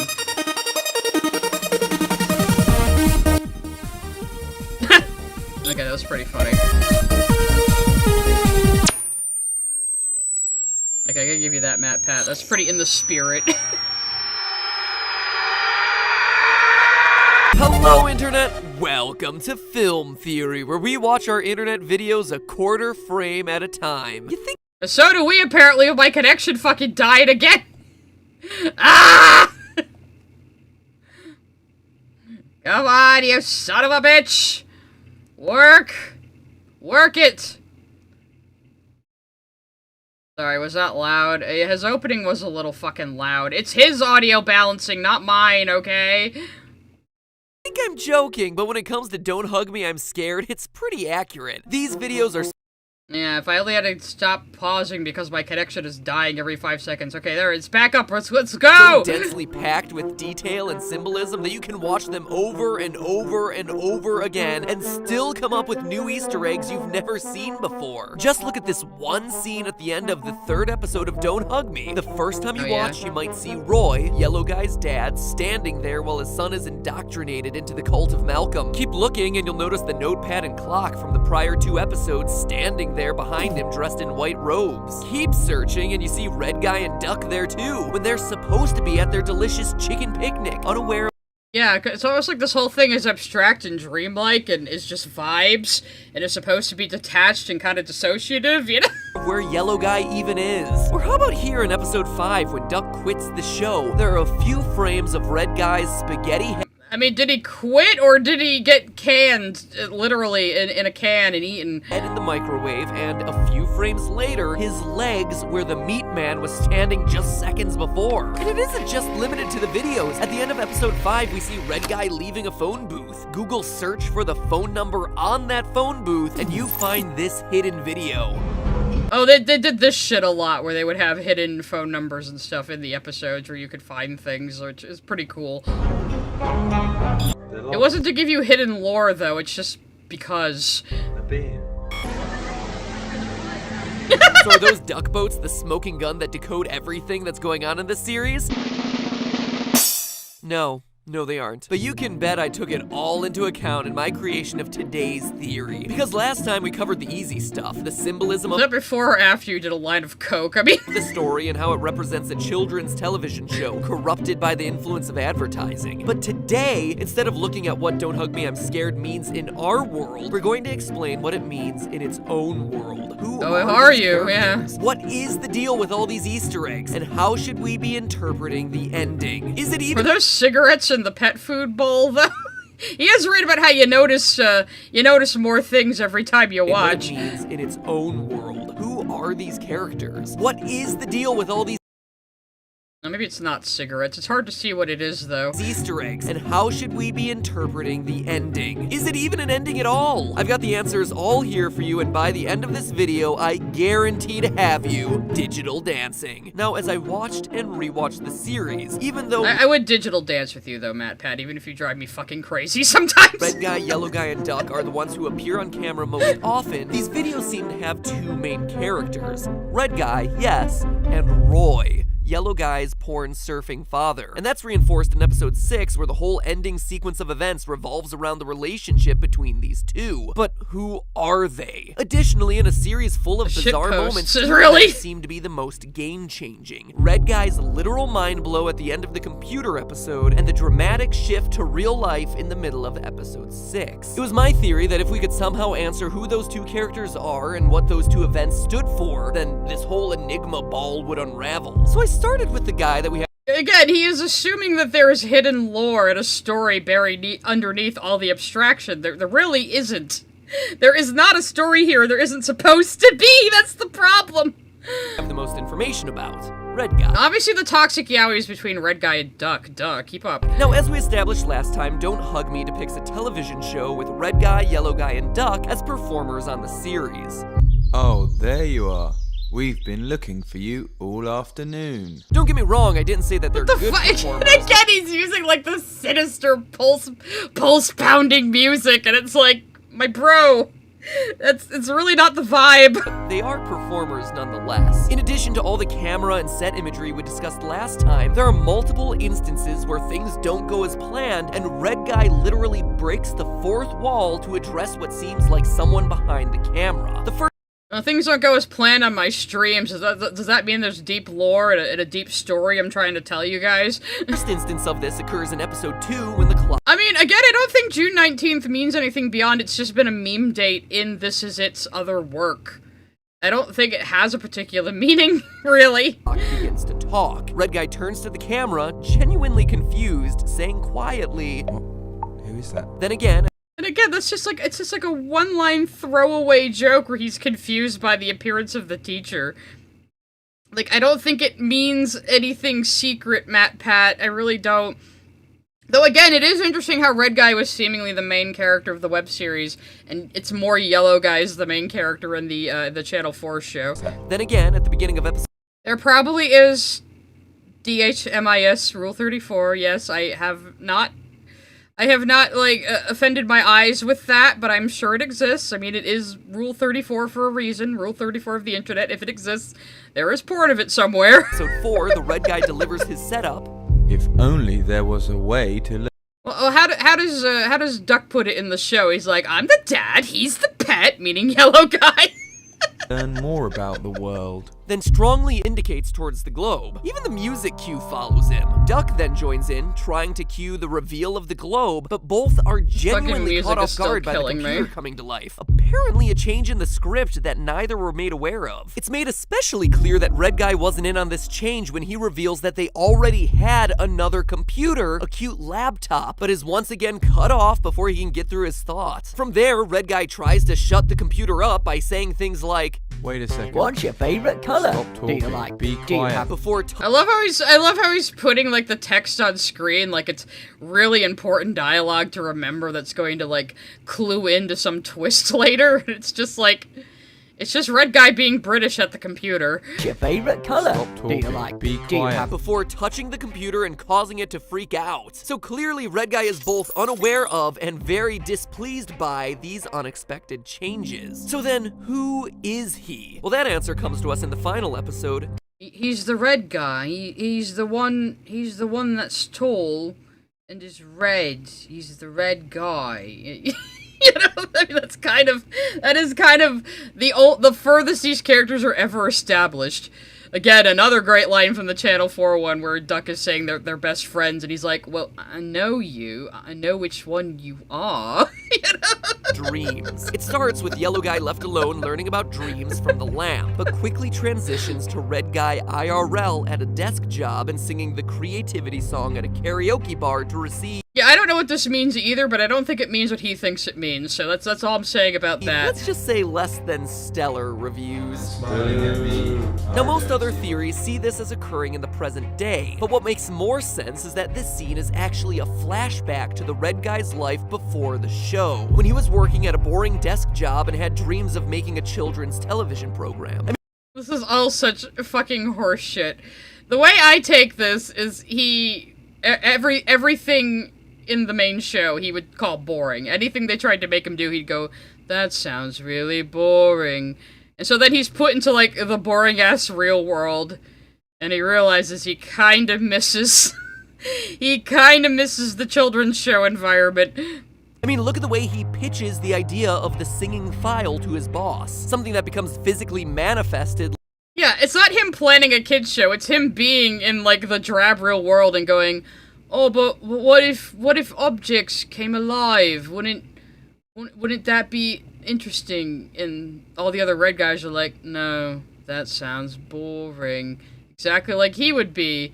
So, yeah, this is mostly him, like, learning that what real boredom is, I think. That's how I take this. I don't think this is a flashback. Again, he is trying to put too much of a hard narrative and a solid story on something that was never supposed to have one. Children's television program. I mean, look at the way he pitches the idea of the singing file to his boss. This show is quicksand. It is not a good foundation to build a story on. More on that in a minute. But truly, despite the monotone voice, this guy is a guy with dreams. Dreams that sometimes seem like they're getting drowned in a pool of oil, or booed off stage with all the enthusiasm of a YouTube comment section. But within that sea of bored disapproval, one person watching the Red Guy's performance wasn't And if your doing YouTube's Roy. comment section And it's was, here like, that really we British, finally like, learn really, the secret really to their British. relationship. Roy discovered Red Guy at an open mic night and made him a deal to sponsor the kids show that Red Guy had always wanted. But then... Now see, this is almost convincing with the lack of footage he's showing, and is just asserting that this is what this means. So if people didn't watch it for themselves, or they did watch it and they didn't understand it, and they're trying to find a way to understand it, they'll go, "Oh, this is what it means, definitively, for sure, because MatPat said so," you know, and it's like, that defeats the entire purpose of what it is. And how do we know that Roy is the sponsor? It's easy. We're expressly told it in the credits. Episodes 2 through 6 of DHMIS. And much like June 19th, the name Roy seems to have been a meme within This Is It. They've credited Roy before. They've used the name Roy before. Don't hug me, I'm scared. So this whole, like, Roy is supposed to be the mastermind and not just a shitpost kind of drives me crazy. Yes, end with a special thank you to all the Kickstarter backers. And the last person thanked in every episode is Roy. Because... Yeah, Miss Jasmine, that's certainly a theory. A MatPat theory. He too is a financial backer. In fact, within the lore of the series, he's the main backer. A sponsor with greedy motives who gets out of hand once Red Guy is out of the picture in episode 5. We see very clearly in the healthy eating episode that Roy sells food products. His name is the second to last episode. It's not like this has been a thing throughout every single episode. We literally just watched them. And again, they did not plan these all together. They did not plan these ahead. They didn't plan anything beyond the first one when they made it. Everywhere. But more specifically, notice the It's also like his phone number, though, like on the fridge. Roy's flour, Roy's health juice. But again, Roy seems to be like a name they just use a lot in their work. His name is littered everywhere. But more like a phone number. Specifically, notice the foods his name is on. Roy's flour, Roy's health juice, Roy's oats, and Roy's flakes. Most of them aren't even used in the song, like the flakes are, but like... Yeah, so this is where the theory of, oh, it's a children's show that had to compromise and be sponsored by Roy, who's the backer, and that's why the show goes wrong, because it's brainwashing kids. And it's like, it's just so, like, off base from the whole vibe of everything, you know? These are grain-based. Yeah, he's taking the symbolism way too literally, and again, like, yeah, it does have symbolism, it does have themes, but it doesn't have plot. I shouldn't say it doesn't have story, it doesn't have plot, you know? It doesn't have an A to B to C logical through line, and it's not supposed to. It's supposed to be about what it makes you feel, those feelings of childhood it invokes in you where everything was big and scary and people were trying to teach you lessons but you heard contradictory information, and then it seemed like you were always doing the thing that they were telling you to do wrong because they told you it in an overly simplified way and just assumed you understood everything they understood, you know, and being scared of puppets and people in big costumes who are trying to, like, entertain you and teach you lessons. Like, it's invoking that. And you can only invoke that in an adult by being that confusing to an adult, you know? Now compare that to what the meat in the can are teaching the children as healthy. All foods that are grain or dairy based. And also aspic. I feel like this is like both a joke on British food and a joke on how the food triangle is constantly changing, and, you know, they tell us eggs are bad for you, then they tell us eggs are good for you, then they tell us eggs are bad for you, then they're good for you, and it's like you get all this contradictory information. A lot of people were comparing it, the modern equivalent being like health and exercise advice on TikTok, which is just bullshit that's probably actually going to damage you. But this theme of questionable health benefits behind plain foods doesn't stop there. It also appears in a bizarre interview the characters did with the British website It's Nice That in May of 2016. In it, Red Guy says that he's trying an all plain foods diet. And It's Nice That interviewed This Is It. Now, these fucking British names, man. 2016. In it, Red Guy says that he's trying. Yeah, the people who think raw milk instead of pasteurized milk is healthier, as if we didn't start pasteurizing it for a fucking reason. An all plain foods diet, and that it's causing some disturbing side effects. Wonder if his teeth are turning gray. In fact, Roy's role as a food producer can even tie in with the overalls that he and his son wear. And this isn't the first time that we've seen some product placement in these episodes. In episode 4, the computer prints out a picture of oat cereal and then also shows them a picture of the same cereal in the newspaper. If you look really closely, you can even see the oat. I think it's because oats are funny, MatPat. I think it's just because oats are funny. I don't really think there's any other reason for it. Digital dancing. Considering the theory that Red Guy is the creator and Roy is the sponsor, this product placement was probably a big point of contention. But with Red Guy no longer on the show as of episode 5, Roy was He's just making up so much bullshit based on nothing. Again, I don't hate MatPat. I'm looking forward to his political career, but dear God, man. free to fill the video with as many products. At least, hey, we know he would make a good politician because he's really good at spinning complete and utter bullshit and convincing people of it. And skewed health messages as he wanted to, turning it from being educational to being one big commercial. You can even see it happen. If you check out the final moments of episode 4, frame by frame, you see both Duck and Yellow Guy glitch into the picture. But look closely and you'll see that their brains are exposed. Looks like actual puppets they made too, which it's amazing how many times they like didn't even use digital effects. They just built the actual thing. Sign that they've been brainwashed by the computer. So if Roy's the sponsor, then what's the deal with Yellow Guy calling him his dad? Well, he's not lying. As sponsor of the show, Roy can make sure that his son is put into the spotlight. This would explain why Yellow Guy is clearly the most inexperienced of the three on camera. But don't think for a second that Roy is some stage mom trying to get his son famous. Quite the contrary. Going back to that It's Nice That interview, we actually hear Roy speak for the only time ever throughout the entire series. When asked if he had anything to say, he responds with the following: "My silly boy has allowed his eyes to grow arrogant and rude. For this, I will take him on a trip to Punishland." Yikes, Punishland. Something tells. So again, I feel like that was just a bit, a meme, a joke. Like, the idea that Yellow Guy specifically is being bullied in the show, though, is there. For sure, because it's always Yellow Guy who's doing the thing wrong and getting oil poured all over his painting of a clown and being blamed for having a bad dream. So yes, there is a theme where it's always Yellow Guy kind of getting picked on, but he's also the most childlike one. You know? Tells me this isn't Disney World's latest park extension. But when you look at the series, it actually makes a lot of sense. Yellow Guy has been the victim from the very beginning. In episode 1, because much like Moxie and how Radhika didn't understand it when we watched that video, if you want to see the cut of that, I have it up now. They're always, usually in a group dynamic in a comedic show, there has to be a punching bag. There's usually a punching bag character who usually gets the most shit. And Yellow Guy is that. But yeah, it also is, again, I feel like it does invoke feelings of childhood and being taught these things and thinking you're doing what you've been taught, and then somebody tells you it's wrong to do it that way, or you misconstrued what they expected you to take away from what they were teaching you, and that's your fault. You're just being a stubborn, arrogant child, and even though you're actually doing your best and doing exactly what they told you, you just didn't understand it because they expected you to think like an adult.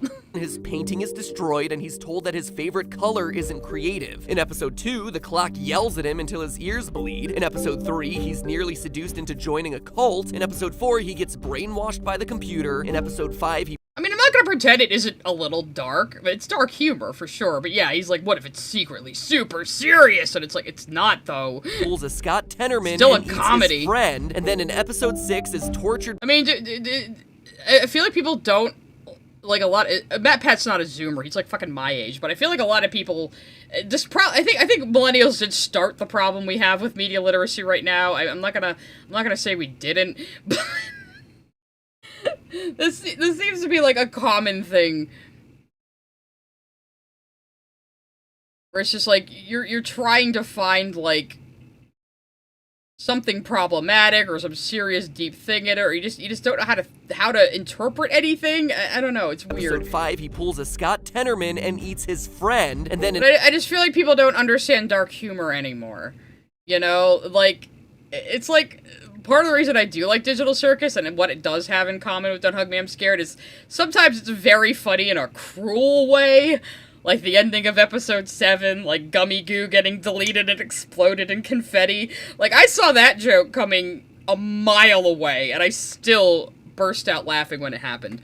And like, again, it's like hilarious cruelty, but there are some people who take that completely seriously, and it's like, you're not really supposed to, though. Like, you can go, oh god, how terrible for Pomni, it's awful, but it's also supposed to be funny at the same time. And episode 6 is tortured by an unending barrage of inane lessons. Oh yeah, and also drowns in oil. But if you- I also, somebody said earlier they wanted to hear the Space Guy's entire song. I do too.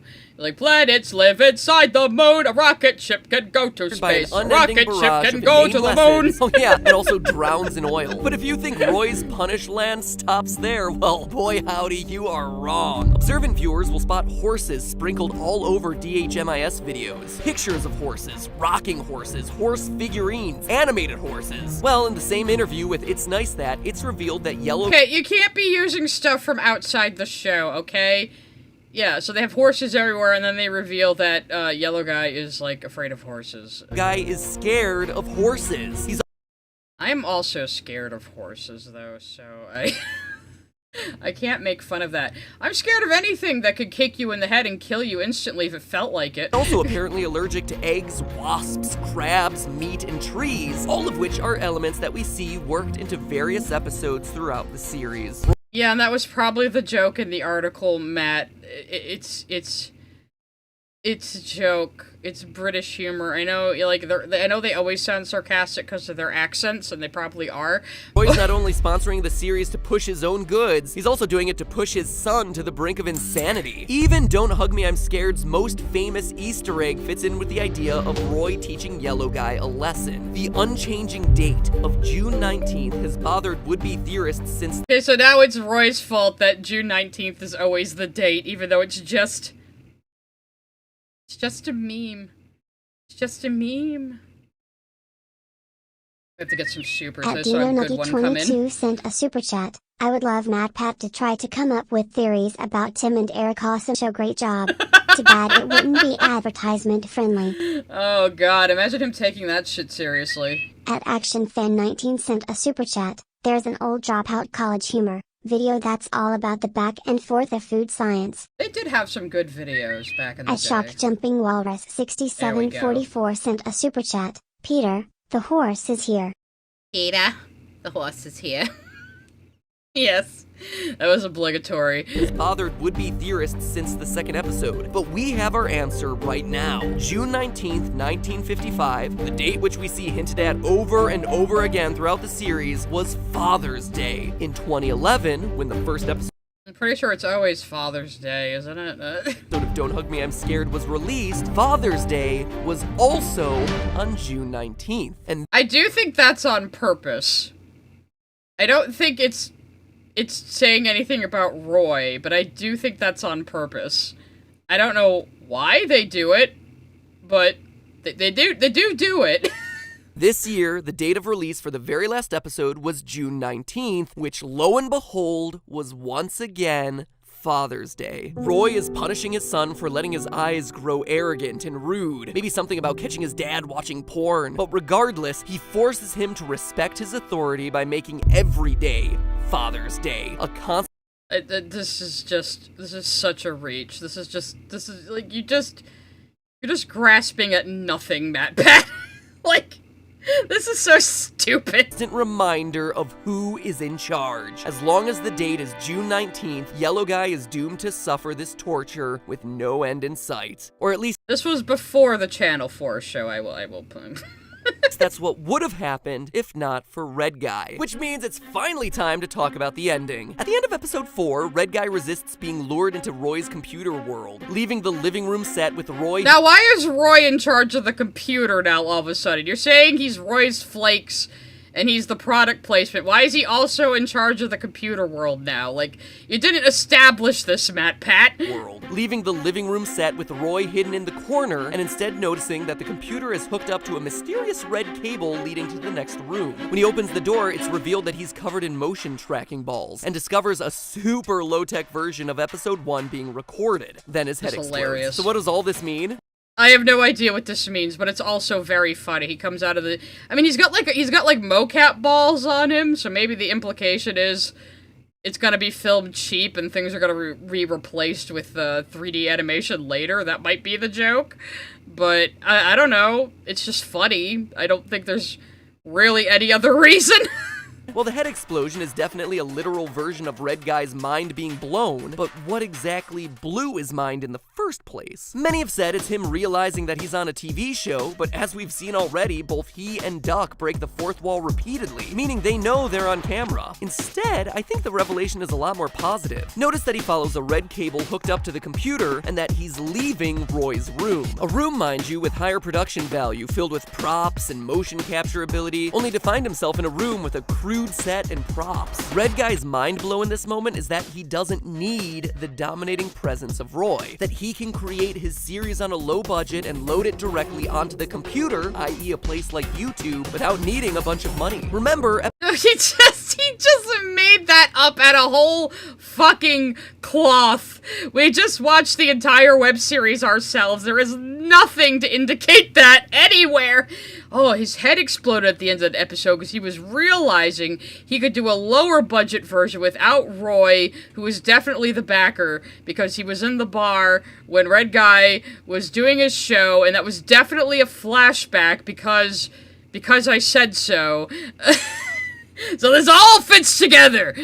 Except it doesn't, and you didn't even justify him, like, being in charge, like, Roy being in charge of the computer world. You thought you could slip that past me, Mr. Senator MatPat, huh?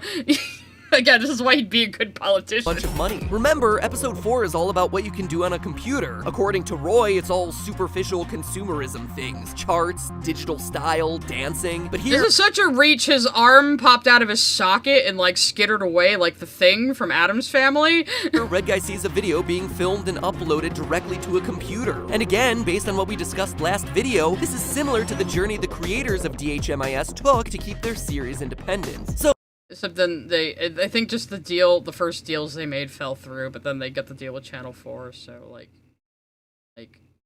just because, like, something similar happened to the creators doesn't mean they're, like, it's like the people that go, oh my god, Knights of Guinevere is definitely going to be Dana Terrace's revenge against Disney, it's going to be all about how much Disney sucks, even though, like, there's very little of that element actually in the fucking pilot, you know? So, Red Guy leaves Roy's series, and then in episode 5, we repeatedly— Oh, MatPat thinks he's Kronk saying it's all coming together, when really he's Shane saying he connected the two dots when he didn't connect shit. We see imagery of him on the outside looking in. He's looking at the series from a new outsider's perspective. Those foreboding phone calls for Duck throughout the episode are coming from him. We see him exiting a phone booth at the end of the episode, for crying out loud. It's him calling his friends to let them know that there's another option, that they can— Again, this is just complete horseshit. Like, we don't know why he was on the other end of the phone. And again, maybe it was just 'cause funny. friends to let them know that— You know, these episodes are like a stream of consciousness. You know, there isn't really a solid plot here, and there isn't supposed to be. Oh, Shane of the Ghoul Boys, Shane and Ryan. You've seen the gift. Connected the two dots gif. You've seen the gif. I used to watch these guys a lot before they made their own channel and fucked it up trying to make their own streaming service. Yeah. I've connected the two dots. You didn't connect shit. I connected them. That's what he's doing right now. My friends use this gif against me a lot. Anyway.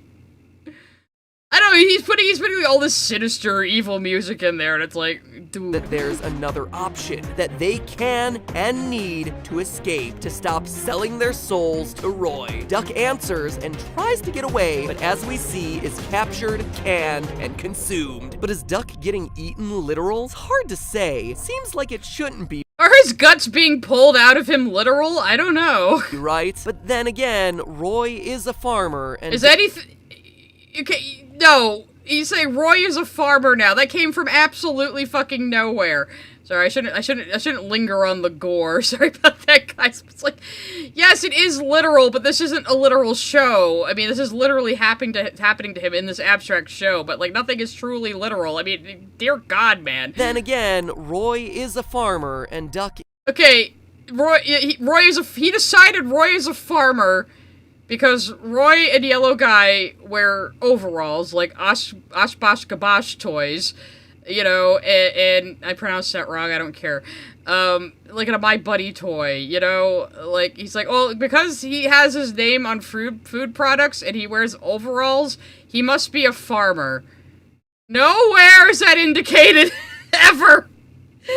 He is just, yeah, he picks and chooses what's symbolic, because otherwise his theory wouldn't work, you know? That's why. Yeah, he has had consequences on media literacy. I know, I don't hate him. I actually quite like him. I think he's a nice person. I think he was very good at what he did, but it can be extremely frustrating. Most of his FNAF theories were totally garbage, too.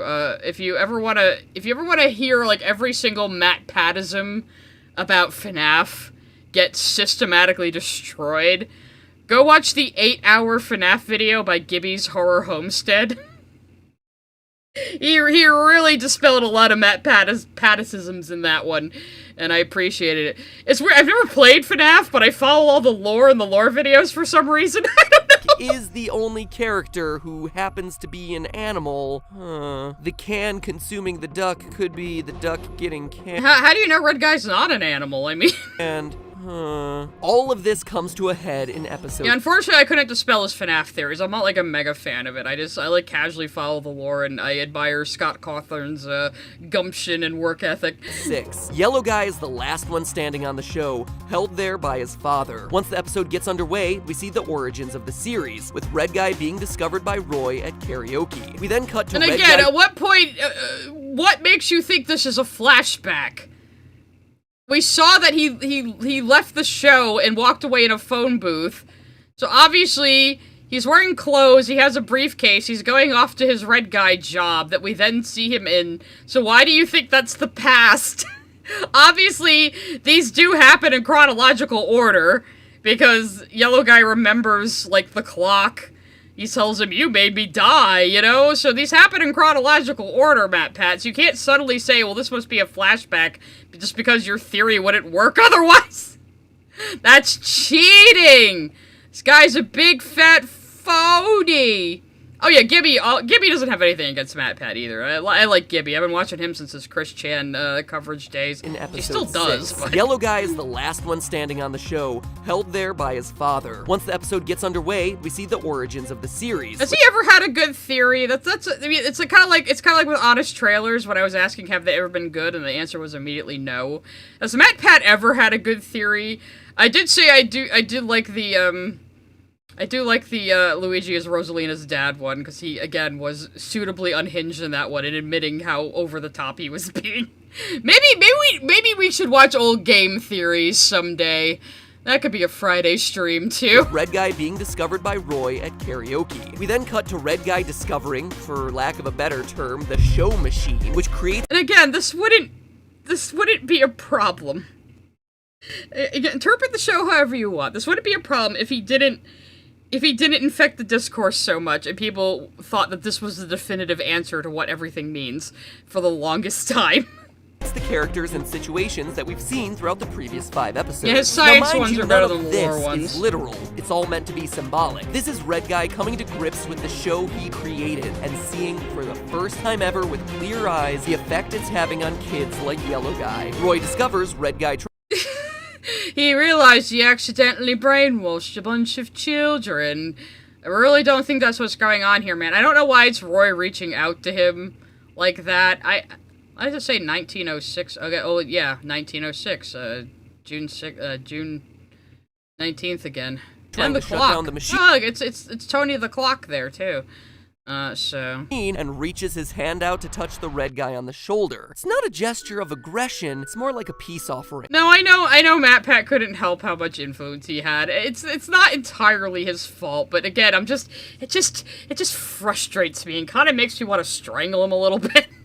An invitation to come back and work for the show once again. Because face it, what else does Red Guy have? In a society full of negativity towards his ideas, Roy was the only one willing to take a chance on him. And you see, that's the brilliance of episode 6 here. It starts by the fucking happy music starts. See, that's the brilliance. Now that I've asserted my take on this that I have not justified or really explained very well at all. The brilliance of episode 6 here. It starts by addressing typical dreams, the ones that happen at night, but when you look again, it's actually about personal dreams, and how seeing a dream achieved, like Red Guy finally creating the show he always wanted, can turn into a waking nightmare. But it's at Except they didn't really, I don't know. I mean, I guess you could say the ending where he gets booed off stage is about dreams of, you know, aspiring to something. You could maybe suddenly... Not subtly, you can maybe, I was reading chat. You can maybe swing that, but then you were claiming it's a flashback. So he would have already, like, made his kid's show. At that moment that Red Guy decides to literally and figuratively pull the plug on both the show and his relationship with Roy. Eager to see what will happen next. And it works. We restart the series, but with some very important differences. All the characters I still have no idea what the ending means, and I'm not even gonna try. That's the thing. I'm not even gonna try if I don't have a good theory. Are now the color they said was their favorite in episode 1, blue, red, and green.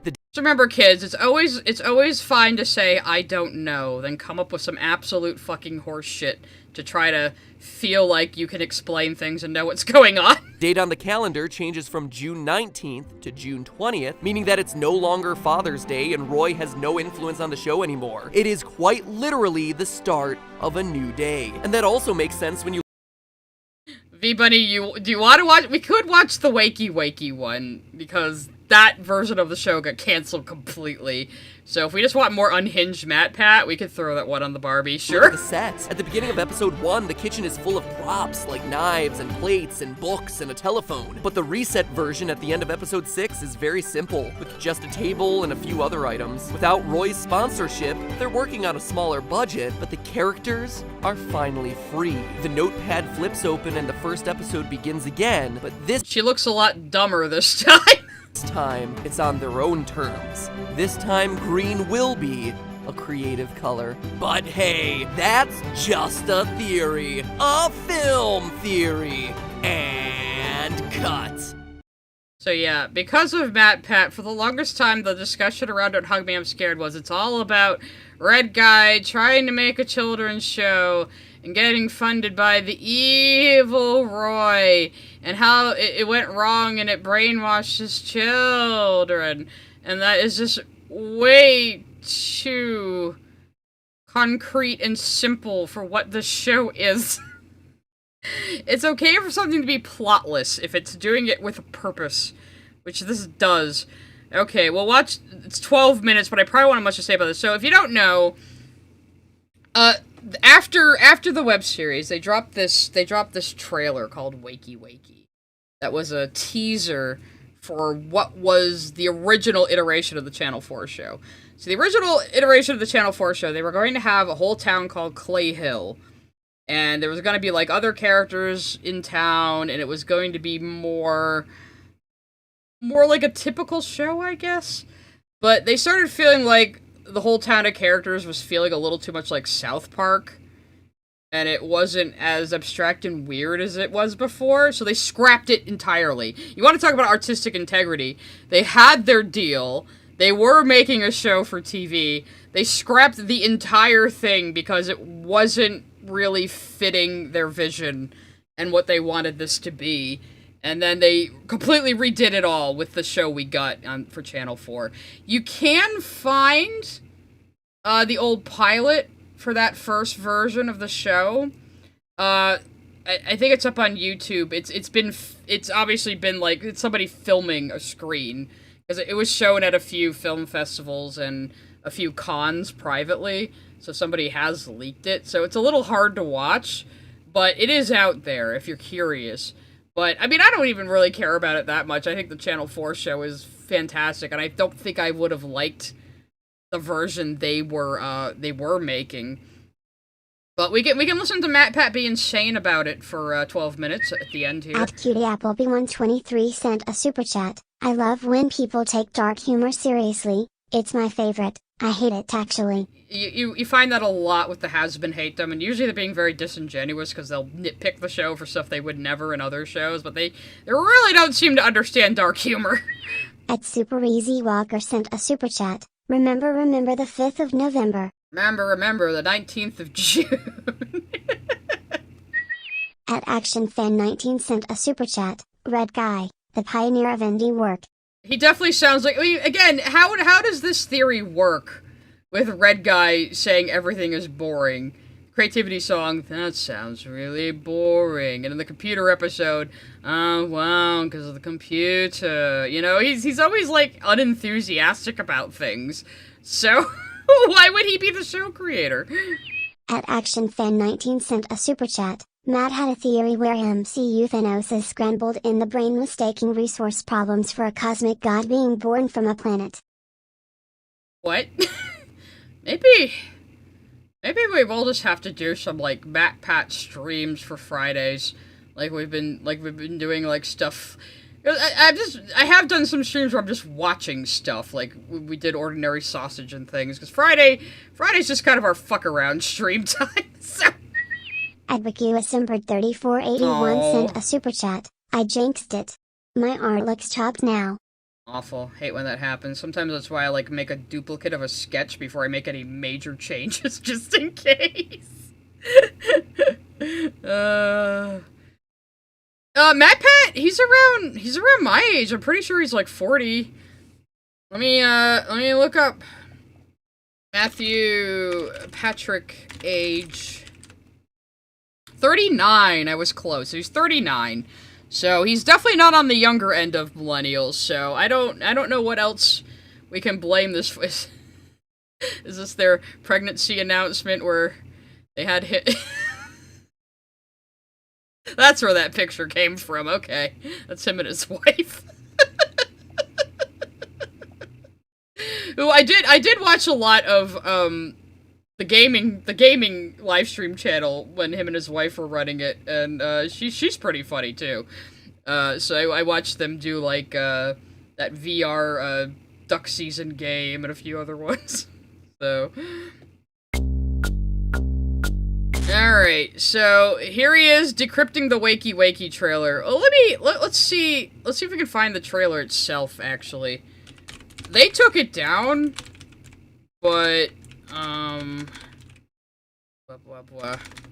I can't type.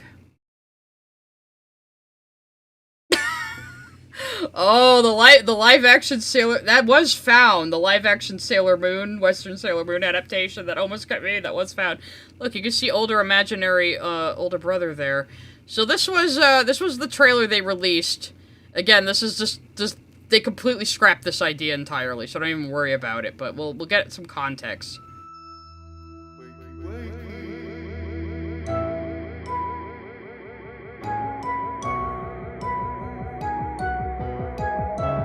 I don't know if we can watch the pilot without getting, like, copyright dings. I'm gonna try, but...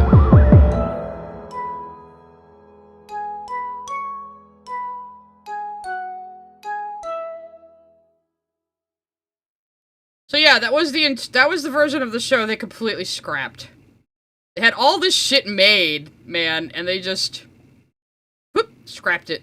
Scrapped it all, because it wasn't fitting their vision, which, honestly, I can appreciate.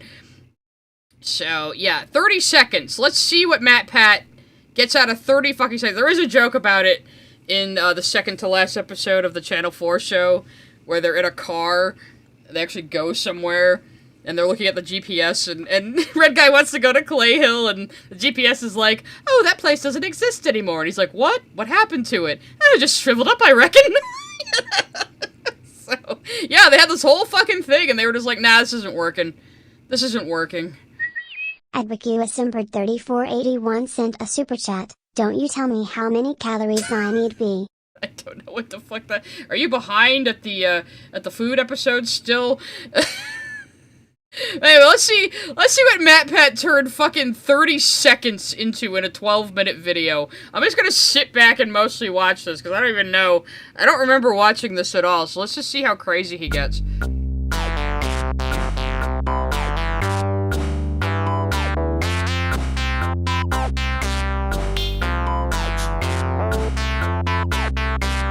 These edits are pretty great, though. He can be funny, man, though. He can be. Hello, Internet. Welcome to Film Theory, where too much watching won't make your teeth go gray. It'll make them fall out. You might not know this about me, but one of my favorite entertainment genres is puppet psychological horror that comments on the state of modern children's programming. So that's not what Don't Hug Me, I'm Scared is, though, so... I have very specific tastes. So it'll come as no surprise that I am thrilled that Don't Hug Me, I'm Scared is coming back for more. Now, if you're not familiar with DHMIS, the show was a 6-part series that felt a lot like Blumhouse got a hold of Sesame Street, or the Muppets just got a wee bit too sick of being so good and wholesome all the time and went all American Psycho. After the series allegedly the Muppets aren't always wholesome, I'll tell you that. Included, I did a two-part theory trying to unravel the messages of the series while trying also is the operative word here. The show itself. And that's where things ended 2 years ago, with DHMIS relegated to the archives of YouTube where it would live in infamy, joining the ranks of Marble Hornets and Salad Fingers as twisted web series that would deliver creepy nostalgia for a generation of youngsters. Maybe in the future we'll have to watch Salad Fingers and watch his Salad Fingers theory. Think we could watch Salad Fingers on stream?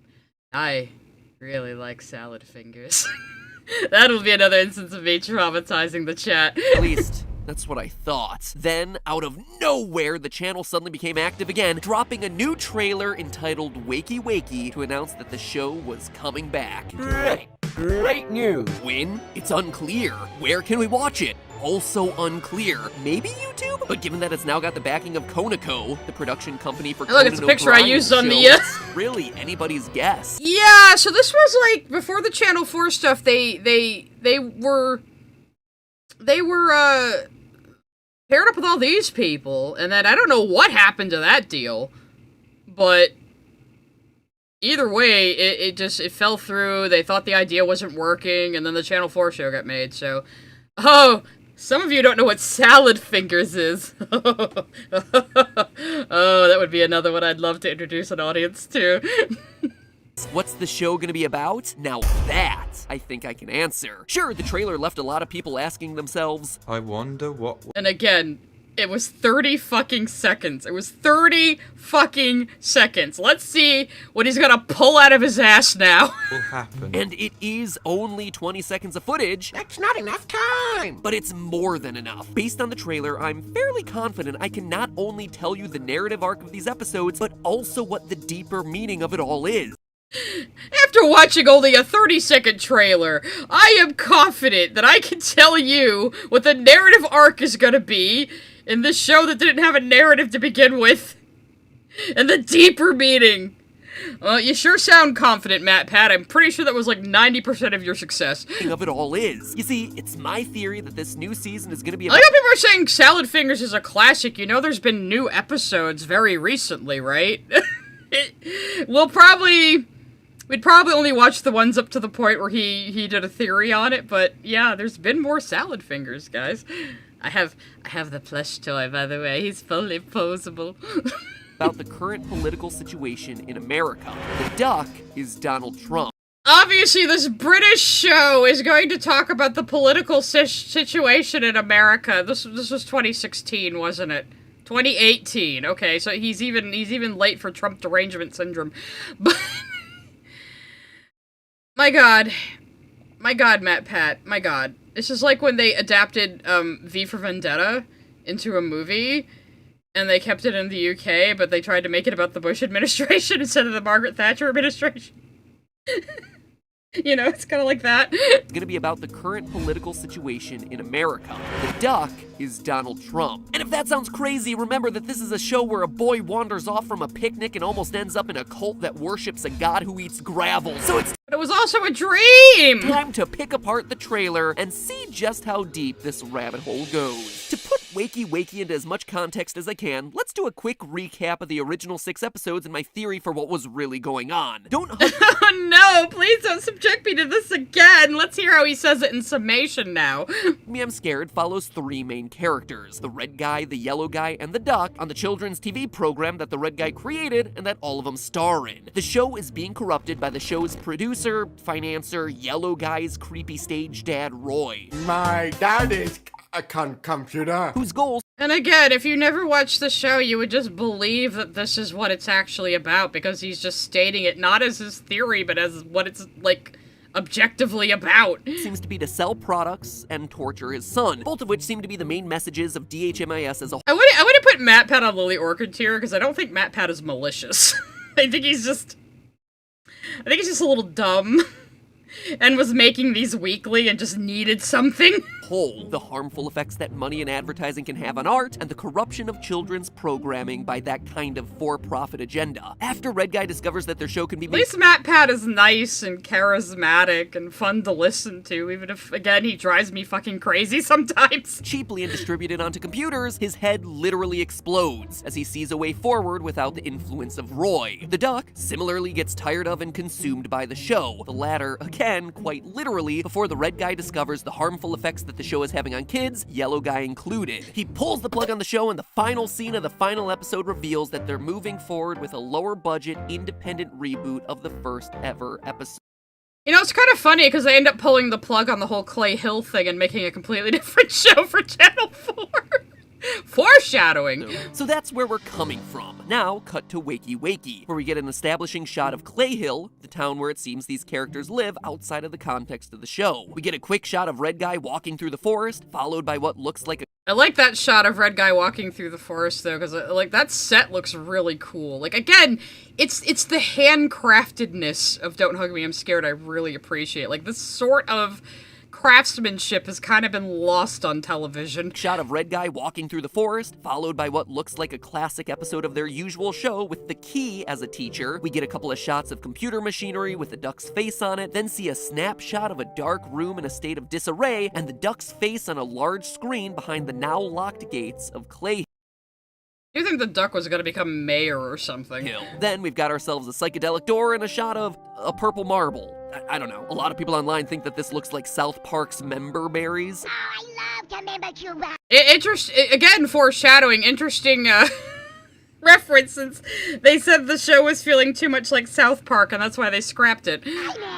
But it would be a weird reference for them to make. Anyway, why? Because he's Burger Brain is like, obviously anything political must be about Trump, because it's 2018 in America and nowhere else outside of America actually exists. Wakey Wakey ends simply with Don't Hug Me, I'm Scared, and then the production companies, Blink Industries, Conoco, and Super Deluxe. It's not a ton to go off of, but if you actually slow it down— This whole video isn't a ton to go off of. It's just so much fluff, but I was about to say, I actually do appreciate the editing. The editing is carrying a lot of this, too. It's keeping you, like, engaged. Pay attention to the details and think about who's actually making this show. Some really solid narrative possibilities start to develop. First and narrative possibilities for the show that doesn't actually have a narrative. Foremost, it's important to note that the room— Though the Channel 4 show kind of does. Sort of. That's partially destroyed in the trailer is, upon closer inspection, the office of Clay Hill's mayor, as we can see by the picture of him on the wall and the identifying medal he's wearing in the picture on his desk. Something happened to the mayor of this town. Notice also that it's discovered by the duck. See this shot of him opening the doors and this duck-billed shadow when we're actually presented with the room. This is going to be important later on. The disappearance, or even murder of the mayor, likely prompts the show that Red Guy, Yellow Guy, and the He just immediately jumps to murder from that one shot of a disheveled office. Duck are on to do a very special installment about safety, with this Key as their guest teacher. As these episodes always go, what probably starts as a basic lesson about the importance of safety and locking things up spins wildly out of control, escalating into a paranoid fervor about security and keeping bad people out. Notice that the yellow padlock that's put on the gates of Clay Hill in this shot looks a heck of a lot like the lock that's hanging around the Key's neck in that brief scene. We also see that the Red Guy is now locked out of town looking in. Why would that be? Because he's now the bad guy. Or at least that's the story that's being spread about him. Let's take another, even closer look at what— He literally is just making up his own season of television based on a trailer, which I admit, I have a habit of doing that too. I'll see a trailer for something and I'll kind of like make up a story in my own head about what I think it's about. But I always tell myself, remember, you just fucking made that up in your head. Don't expect that out of the thing. You know? What I assume is the crime scene in the mayor's office. Yeah, Anna is a good comparison season cookie for the style of thing Don't Hug Me, I'm Scared is. They're both very abstract. They both defy having a narrative or a story and are more about theme and vibe. Yeah, definitely. The most I know about Enna is because I played Enna Dream Barbecue because chat made me. I recently relisted that stream because I realized it had more than 1K views, and I usually leave up game streams that do. On top of that overturned file cabinet, we see a green scarf with yellow perpendicular lines on it that should look pretty familiar. Sure, we've seen it in previous DHMIS episodes, but based on the ending of episode 5, we know that it belongs to Red Guy because he is actually wearing it as he walks away from the phone booth. If the duck is the one who discovers the crime scene, maybe he recognizes that clue and uses it to get Red Guy banished from Clay Hill. After all, I do admit, it is impressive he managed to make a 12-minute video out of a 30-second fucking trailer. Again, this is probably why he'll be good in politics. Oh, what about Furikuri? I love Furikuri. Furikuri has a plot, though. It does have a plot underneath all the nonsense that's happening. Most of what we see of Red Guy in the Wakey Wakey trailer is him in isolation and outside of the town, as he walks through a forest, is literally locked out of the city, or is just looking through binoculars. So there you go. You guys are getting, like, all the weird shit I like today. Don't hug me, I'm scared. Salad fingers. Furikuri. A pattern is being established about my tastes, I think. There's, again, out in the wilderness. Now consider this. The duck is really the focal point to this trailer. Not only is he the one who discovers the ruined mayor's office, but throughout the trailer, 30 seconds! We see a lot of imagery pointing to the duck being in control. Look closely at the shot of the locked gate. Behind it, there's that screen with the duck's face on it. Attention freaks, it's me!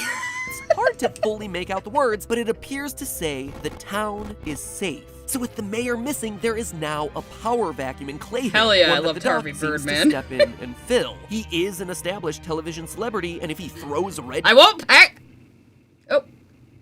I just disconnected there for a second. Stop it, OBS. I actually haven't seen the Lost Pilot yet. I know it's on YouTube. I have been meaning to watch. I haven't actually seen the whole Lost Pilot yet. So Mr. X in the chat is saying, funny enough, this is completely wrong. The leaked info of the pilot has the Red Guy looking for the mayor in the woods, who is alive. So yeah, he's like, from 30 seconds, I can tell you the entire narrative arc. And he immediately gets it wrong. It's like all the trailers for Digital Circus and people trying to guess what certain things mean, and then you see them in context, and they don't have, it's like the fucking bowling screen people were trying to to pick apart before the episode came out, or the shot of Zubul running, which ended up just being part of Kane's song sequence. Yes, they show things out of context in trailers to get you interested. Trying to build a story around the things they show you in trailers is not smart. They're just showing you provocative shots to get you interested. Duckbill on it, insinuating that it's the duck who is behind these security measures. That same kind of duckbill is also on the robot with the drill for a hand that we see in this shot. Then, of course, there's the shot of what the mayor was also a duck, though, it looked like, so? Might best be described as a duck machine, with him plugged into various computers and machines like the ones that we saw at the end of DHMIS. How do you know this wouldn't be episodic also, you know? 6, that were being used by Roy to control and monitor the show, and Yellow Guy. It's also noteworthy that this duck machine might be in the mayor's office. We've got yet another... Yeah, I agree, Mass Mike. It's dumb, but it's at least impressive and creative that he could do this from a 30-second fucking trailer. Green filing cabinet, similar to the one that we saw on the floor with Red Guy's scarf on it, and the same blue and white tile pattern on the floor of both rooms. It appears as though this is near the end of the series, with the duck having created a full-on surveillance state, and with he himself being directly hardlined into the monitoring systems that he's using to keep a watch on everyone in town. As for the Yellow Guy, well, we don't get to see much of him, but we can tell from one shot that he's not banished from Clay Hill like Red Guy. It's my belief that Yellow Guy will be the only one who can end up stopping the duck. But to truly understand why I say that and how he's gonna do it, we have because Yellow Guy definitely seems like he could stand up to Duck. Again, with the knowledge of how the Channel 4 show ended up becoming is so funny. Like when he's singing about his memories of Duck in the episode where Duck dies. Don't worry, he comes back. It's the death episode. And he's reminiscing about Duck telling him about the military and how he'd never be in it, and he's just like, far too weak! Yeah, he definitely would stand up to him. To look at some real-life parallels. Becky Sloan and Joe Pelling, creators of... Will you stop trying to bring real life into this? Don't Hug Me, clearly had something cautionary to say about television in their original 6 episodes, and... Clearly, even though, like, it was just a bunch of bullshit you made up, Patrick!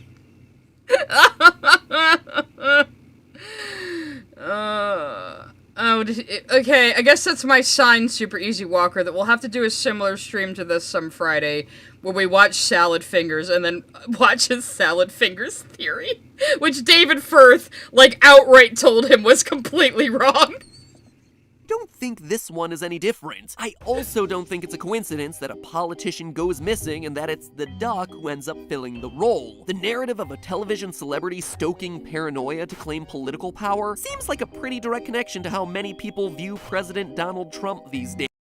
Yeah, people in the UK, MatPat, people in the UK, as if they don't have their own celebrity politicians and bullshit over there. Like, again, they're British!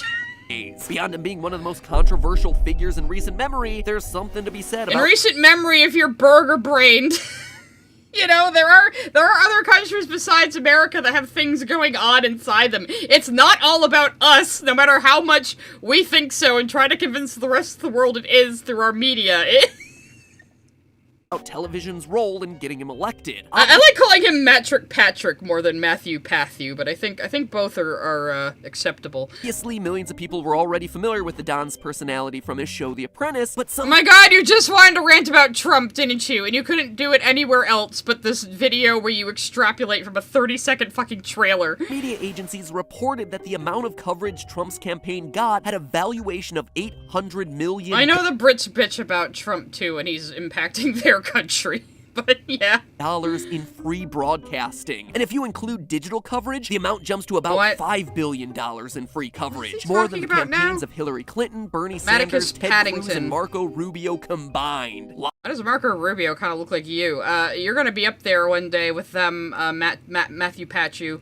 But yeah, he just wanted to talk about politics, and he had nowhere else to do it but here, I think. Locking up Clay Hill for its protection also feels very similar to ideas Trump has espoused about closing off America's borders, and blaming the red guy for a crime that he may or may not have committed. And now imagine if he does run for some kind of office and they go through all his old videos. This is a problem we're going to be seeing very soon in the future, where people running for various political office and other serious things are going to be like, people are going to be digging into their Tumblr they had when they were like fucking 15 and holding that stuff against them.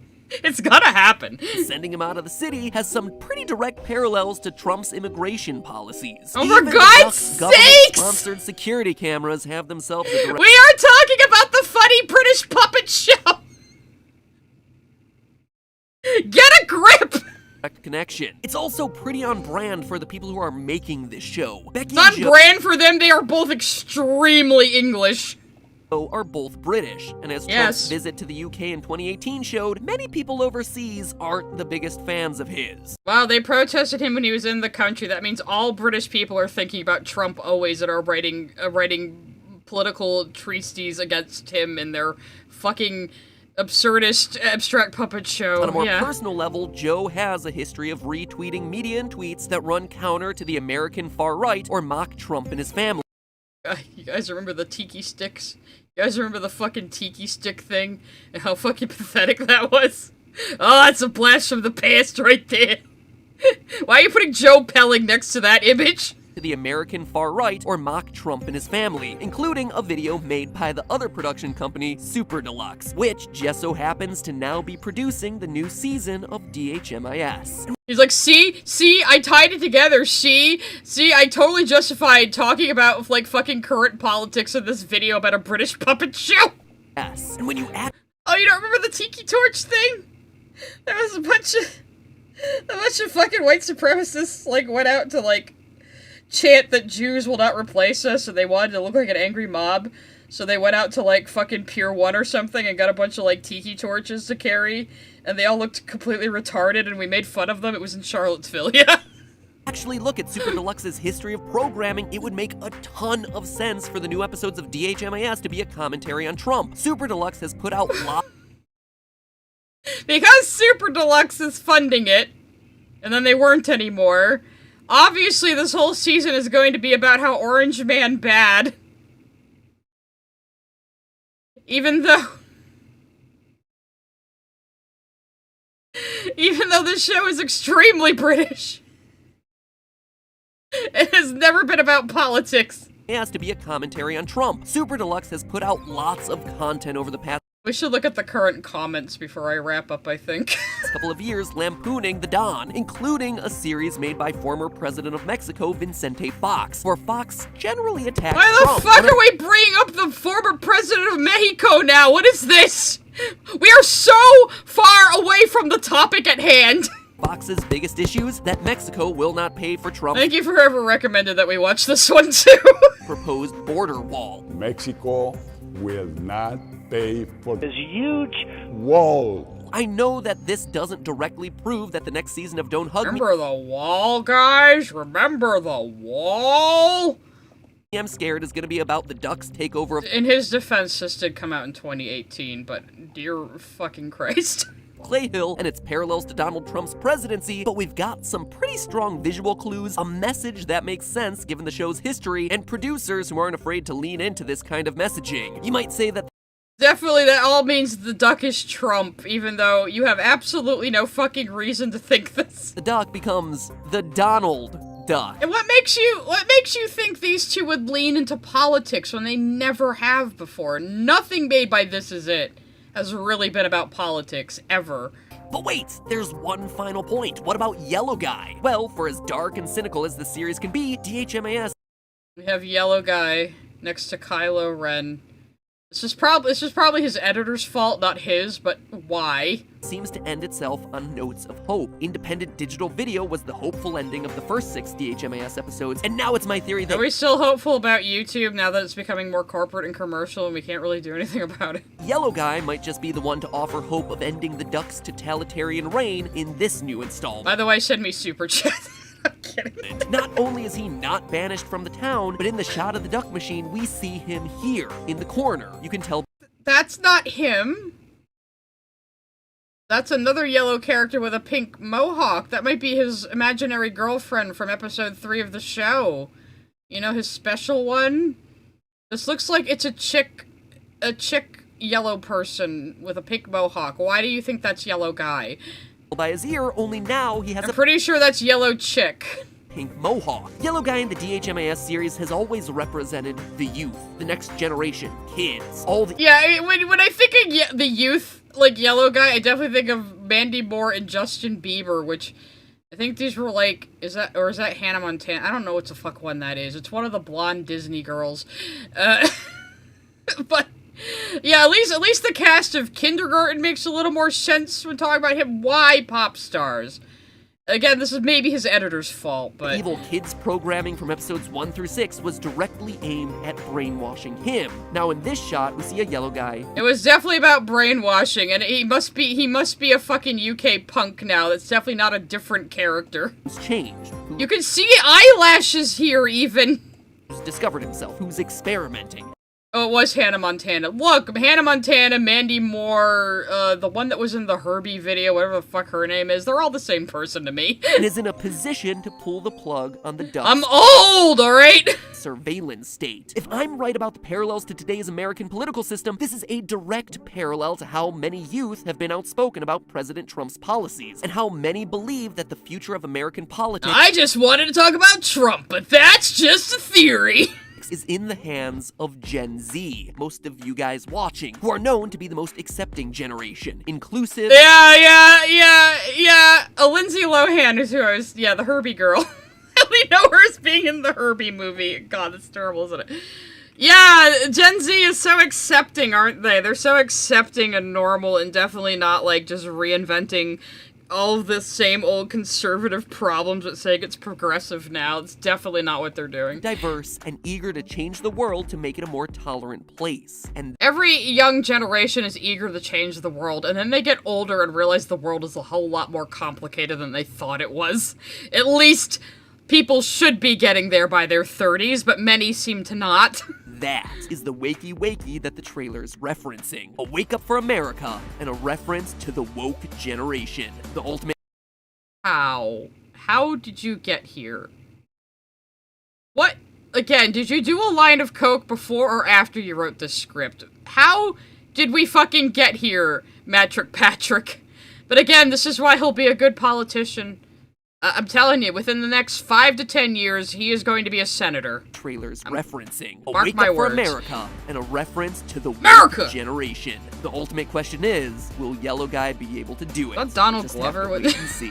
But hey, that's just a theory. A film theory. And the lesson of today is subscribing. Subscribe if you want more of whatever the fuck that insane bullshit he just said was. I'm sure he had other people helping him write it, you know, or writing it for him, probably. He had a team by now. When he first started out, it was just him. I'm gonna turn on the music since we're gonna... Wait, did I close iTunes? Is it because it was fucking me up, or did it just crash when I was having my connection problems? Maybe it's iTunes that's been causing the problem all along. That would be terrible, actually. We'll put on some music while we wrap up, if it will fucking load. Oh my god. No, I'd vote for him. I would. I don't know about President MatPat, but definitely Senator MatPat, I think. Alright. Oh good, the bully music. That's perfect. That's perfect. Because I was just bullying MatPat. So yeah, that was the end of that. Just, let's look at some of the comments. Series was so fire, it canceled the whole series. Let's see what some of the newer ones are. Let's see. I hate that they threw out everything from the last episode, because it didn't have a cohesive narrative. Watching this now is insane, I'll say. Grant the Mayor seems to be along with Red Guy. Video makes me sad, because it's the only clear footage. This theory aged very well, unfortunately. Absolute cinema intro. Okay, these are boring comments. I thought the newer ones might be funnier. Let's look at the top ones. Kind of scary how MatPat got it right after the revelations of the latest Q&A. He did not get... Yeah, well, yeah. The creators hated this version of the show because they were being pushed into getting more political in South Park, like, about their satire. Yeah, so, yeah, but that's why they canceled it. It was 20 seconds, you beautiful man. Let's see, somebody already pointed out that Becky and Joe confirmed Matt's theory and said he was quite literally right on the money. They said that they didn't want to make it like a South Park or political TV show. After releasing the trailer, they scrapped the entire Wakey Wakey series! You're not sure, yeah, where did they actually say, oh yeah, MatPat was right, so we canceled everything? I don't think that's, yeah, I don't think that's it. I don't think that's it, man. Everyone's saying he was right. What I'm hearing about the pilot, he wasn't, you know? I'll have to go watch it myself, but... Yeah, I think perhaps in the future we'll do more of Maddington Paddington here.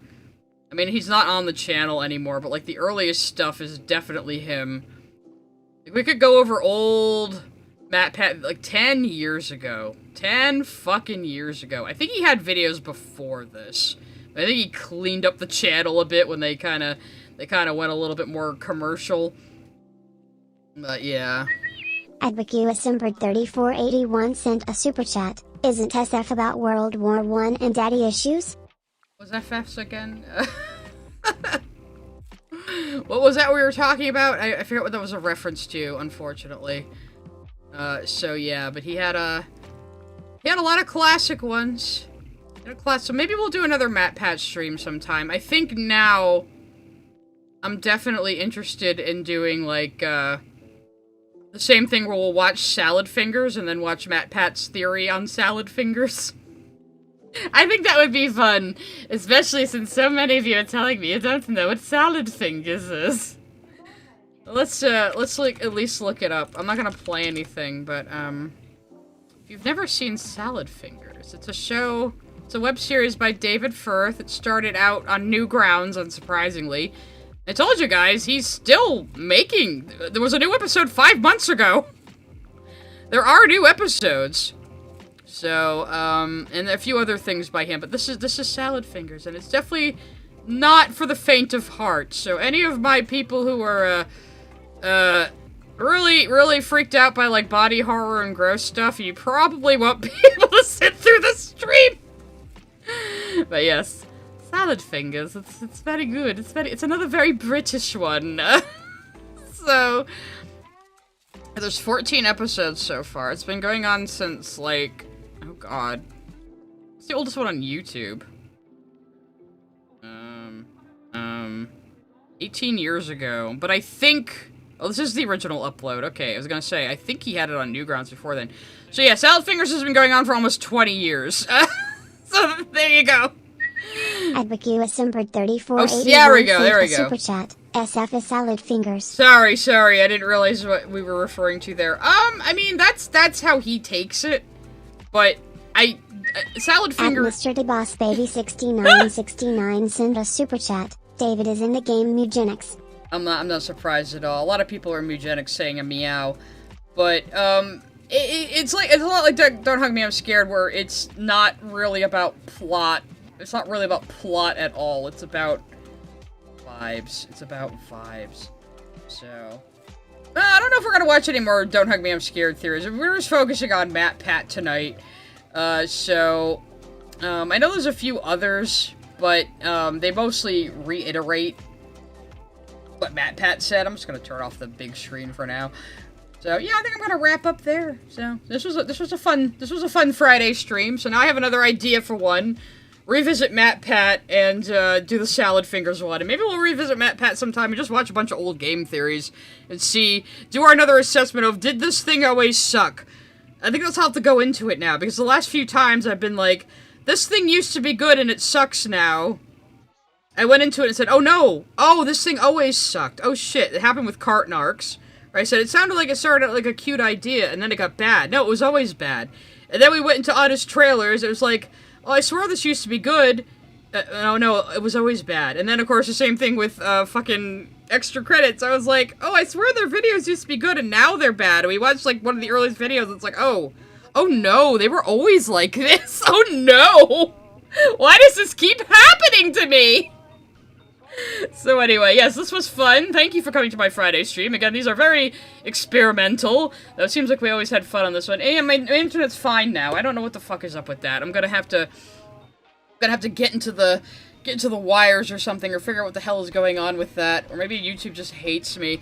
So my only plan right now is Wednesday stream. I don't know what I'm doing for Wednesday. I don't know if I'll do a react on Wednesday. If something comes up, maybe.